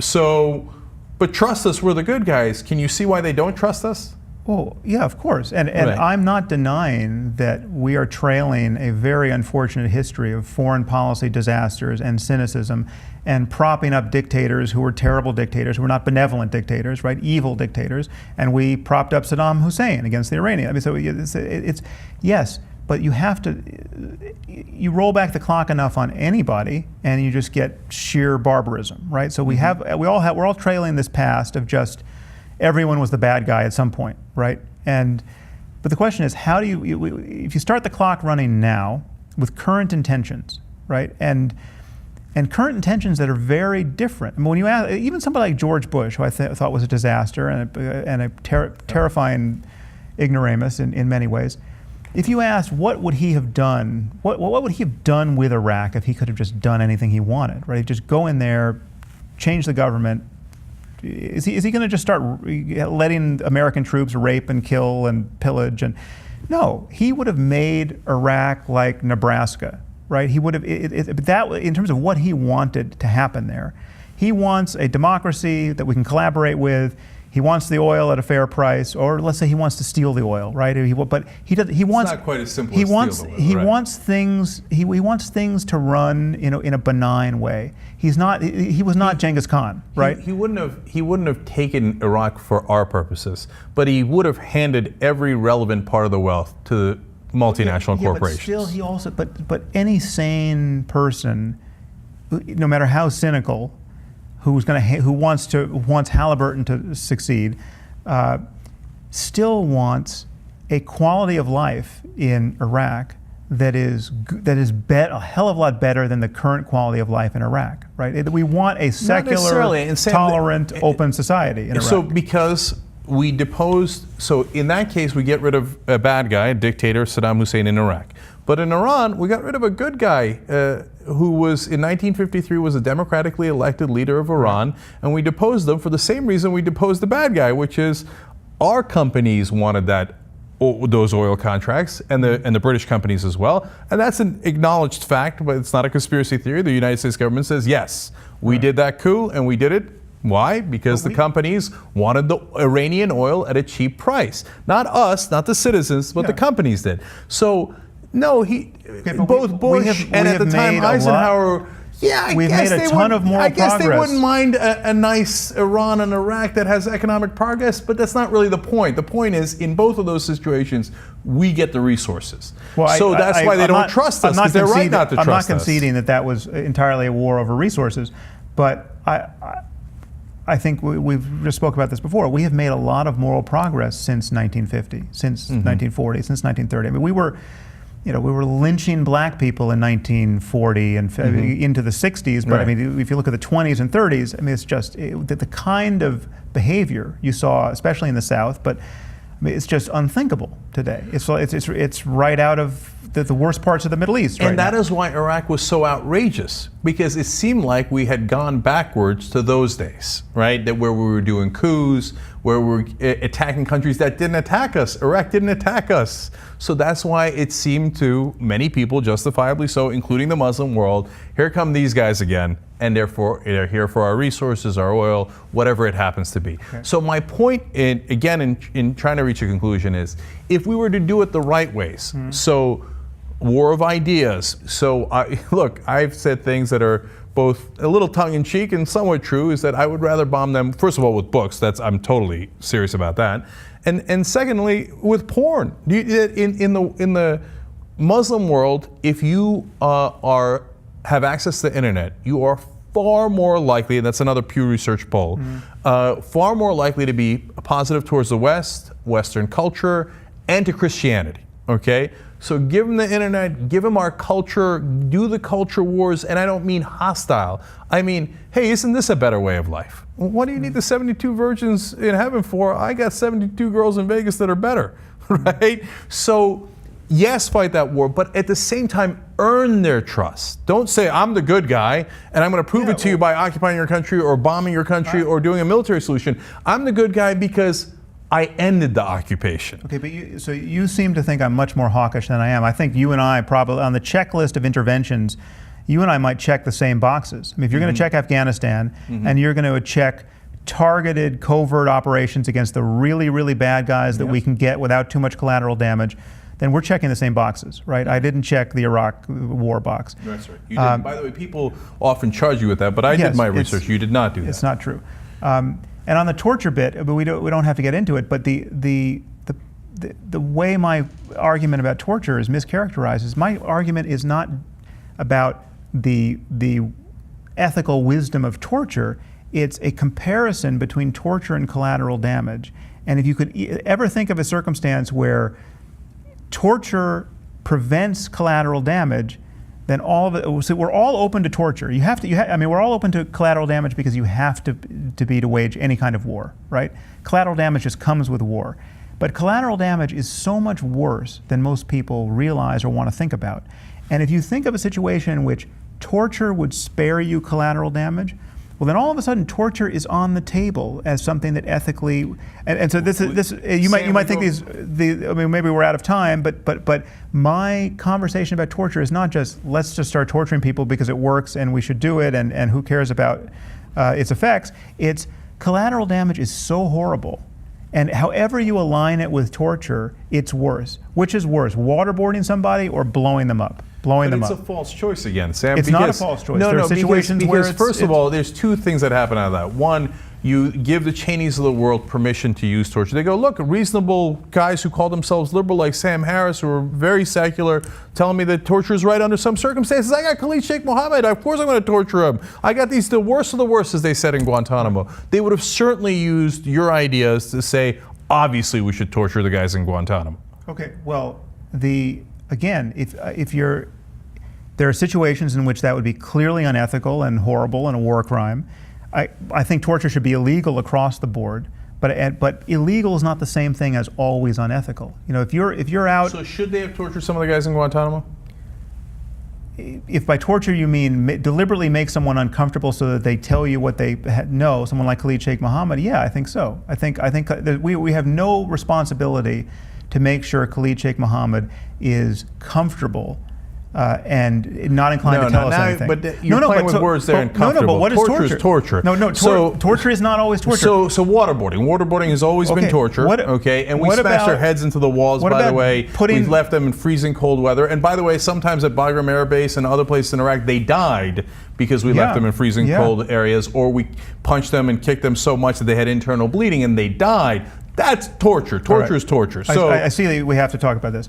If you can't, this is, again, my argument about torture has several strands to it, but the core fact is that if you can't imagine a situation in which you would make someone uncomfortable so as to try to get information that you knew they had. There are situations where you know someone has information, right? Now, not every situation is like that, but you have to grant that there are situations where you know you're talking to the guilty guy, right? He might even claim to be the guilty guy. He claims he's got the information. He claims he's got a bomb that's going to go off, right? There are situations like this, and sometimes they're small situations that have nothing to do with the war on terror or I mean, they're just crime situations where someone has got somebody locked in a box somewhere, right? And he's not talking, right? If you can't imagine a situation where you would beat someone up so as to get them to talk, you're not thinking hard enough about the kind of evil people confront in this world. No, Sam. Again, that's a hypothetical. That's not attached. That has happened. No, it's not attached to the real world, and I'll tell you why. It is. Okay. There are instances where it's happened. So you are saying that you would sometimes. Now you say make them uncomfortable. Come on, that's a euphemism, right? So you would take extreme measures. It's not just a euphemism. So if torture to some of these guys is telling them that you just smeared menstrual blood on them, or that you dunked a Quran in menstrual blood, right? Or that you'll make them eat bacon. But that's not, Sam, that's not only what we did. We also threatened to kill them. Most of what we did, okay, so if you're going to look at Abu Ghraib, that's pure horror, just sadistic horror, right? Because once you start, No, it's not. That's why you've got to avoid those beginnings to avoid those endings. Torture never ends, Sam. In the history of torture, they never started little and remained little. It always starts a little bit, and then they're drawing and quartering people. You are ignoring half of my argument, which is collateral damage is so much worse than torture, and we have all accepted it. So let me address that. So that's why I talk about what happened in reality. So, for example, when we tortured the guys, I believe it was al-Libi that we brought over to Egypt to torture, right? And he finally confessed when we said we were going to bury him alive. And we literally buried or dug up a ditch, or we had the Egyptians do it, right? And then we started burying him there. And then he said, okay, you got it. Iraq was connected to Al-Qaeda. Now, it turns out he was lying. This is a different conversation. But that's bad information. It's the heart of this conversation, Sam. Because if you torture people, they will tell you not what the reality is, but what they think you want to hear. And it was obvious to al-Libi, and he was right, that what we wanted to hear was, okay, Iraq did it, even though he knew it was false. All right. Well, I don't. The details of that story, I don't know how well vetted that is, but I'll just accept that as true. But it is another politically correct myth that torture never works, and that people can just make stuff up out of whole cloth that then leads you on a wild goose chase to harm other people. There are certainly circumstances where that can happen, but you just have to imagine how these real world circumstances come about. You capture someone in Al-Qaeda along with his laptop, his hard drive. You have all, 10 years worth of emails, right? So you have a lot of information, and people, these people who are interrogating them, you can't just make stuff up, right? There's a ton of information here, and again, I'm not sanguine about the torture being a benign thing that we should do cavalierly. I think it should be illegal. I think if somebody does it in a circumstance that isn't in absolute extremity of where any decent person would be tempted to use force in this circumstance, then these people should be prosecuted and go to jail for decades, right? But there are circumstances where you would have to be a monster not to lay hands on the bad guy. Sam, you're not you're just not imagining those circumstances. No. So let me clarify, because this is important, right? So I'm not saying that torture has never worked and will never work under any circumstance. What I am saying is that, number one, it is unlikely to work. Not that it never works, that it is unlikely to work, and I'll tell you why in a second. And that, number two, it has such terrible consequences, both in terms of what we are doing to our captors and what we are doing to our own morality, and the message we're sending to the rest of the world about whether we're good guys or bad guys, that I wouldn't do it. I might not do it even if I thought that it was absolutely going to work. And I don't think it is. It's very unlikely. Why is it unlikely to work? We waterboarded Khalid Sheikh Mohammed 183 times. If it worked, why do we have to do it 183 times? It doesn't work. Okay. By 182 times, we should have gotten the sense it's not working. We're not going to resolve this conversation here. I should say that my position on torture is exactly the position on torture that you find in the Stanford Encyclopedia of Philosophy, right? And one thing that's happening to me now in conversations like this and on many topics is that much of my discussions have not to do with policy, but have been an effort to get at ethical bedrock. I mean, I write and think as a philosopher, and in the context of having a philosophical discussion about ethics and right and wrong, you can say many things that seem crazy outside of a philosophy seminar, but in a philosophy seminar are totally legitimate. So in a philosophy seminar, you could say, why can't we eat babies? What's wrong with eating babies? If we've got extra babies around that nobody wants, why can't we eat them, right? That is a completely insane thing to say in the world, seemingly. That's the kind of thing that if quoted out of context, if Glenn Greenwald decides to tweet, Sam Harris can't figure out why we can't eat babies, right? It makes me look like an asshole. But the reality is that if you're talking about, if you're trying to get to the bedrock about the ethics of good and evil and the use of force, if you're trying to just, then starting the conversation with why can't we eat babies? Give me an ethical argument about why this is really, really wrong, why our intuitions of its wrongness can be conserved. That is a totally legitimate thing to do, and there's not a philosopher on earth who would think you were a weirdo for having that conversation. So much of my discussion, I don't tend to write down to my readers, and much of my discussion of things like nuclear deterrence and torture and all of these very inflammatory issues, the biggest one is the link between belief and action, killing people for their beliefs, right? Those are had in the context of a very extensive conversation in philosophical terms about how do we get to ethical bedrock. What makes it right to kill Osama bin Laden? How is it right? Is it right by virtue of all the people he's killed? Well, no, because we're not even sure he personally killed anyone, right? Is it right by virtue of all the people that Al-Qaeda killed already?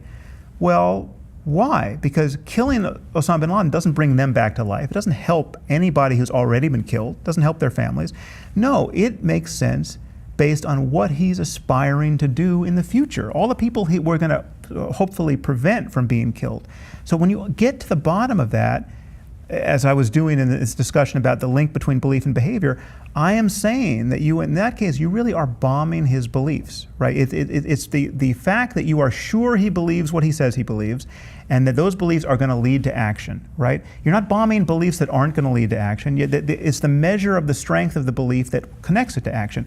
It's an extensive conversation about the nature of belief and what beliefs are as programs of action, and I can defend every part of that argument, but it's hard to defend it when someone says, oh, you're just trying to kill people for thought crimes. No, I'm trying to get to an ethical justification for why it was okay to kill Osama bin Laden if we couldn't capture him. I'm not even someone who thinks he should have been killed. I think he should have been captured. But if we couldn't capture him, killing him made sense not as retribution, as many people think. The logic of retribution makes absolutely no ethical sense to me. But it makes sense to prevent further harm. And when you look at the micro details of how you think you're preventing further harm, you were talking about what he believed and what he was going to do on the basis of his beliefs. And again, I'm paying a massive penalty for trying to have a fine-grained, intelligent, and quasi-academic discussion, and it's getting exported onto Twitter and into the minds of people like Glenn Greenwald and Reza Aslan, who don't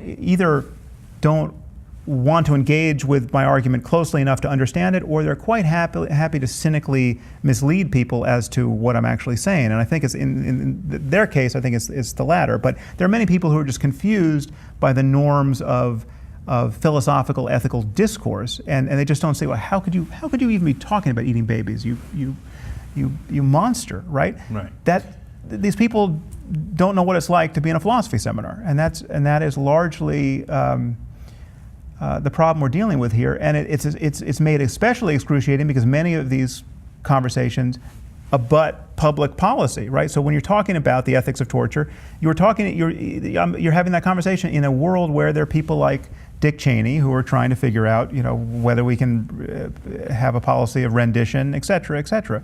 I think that's a good point to end on, because I think that is your central defense, and you've laid it out, and I hope that we had enough of a conversation here where people got a sense of where you stand on the issues and the context with which you put the issues. Now, I know, I agree.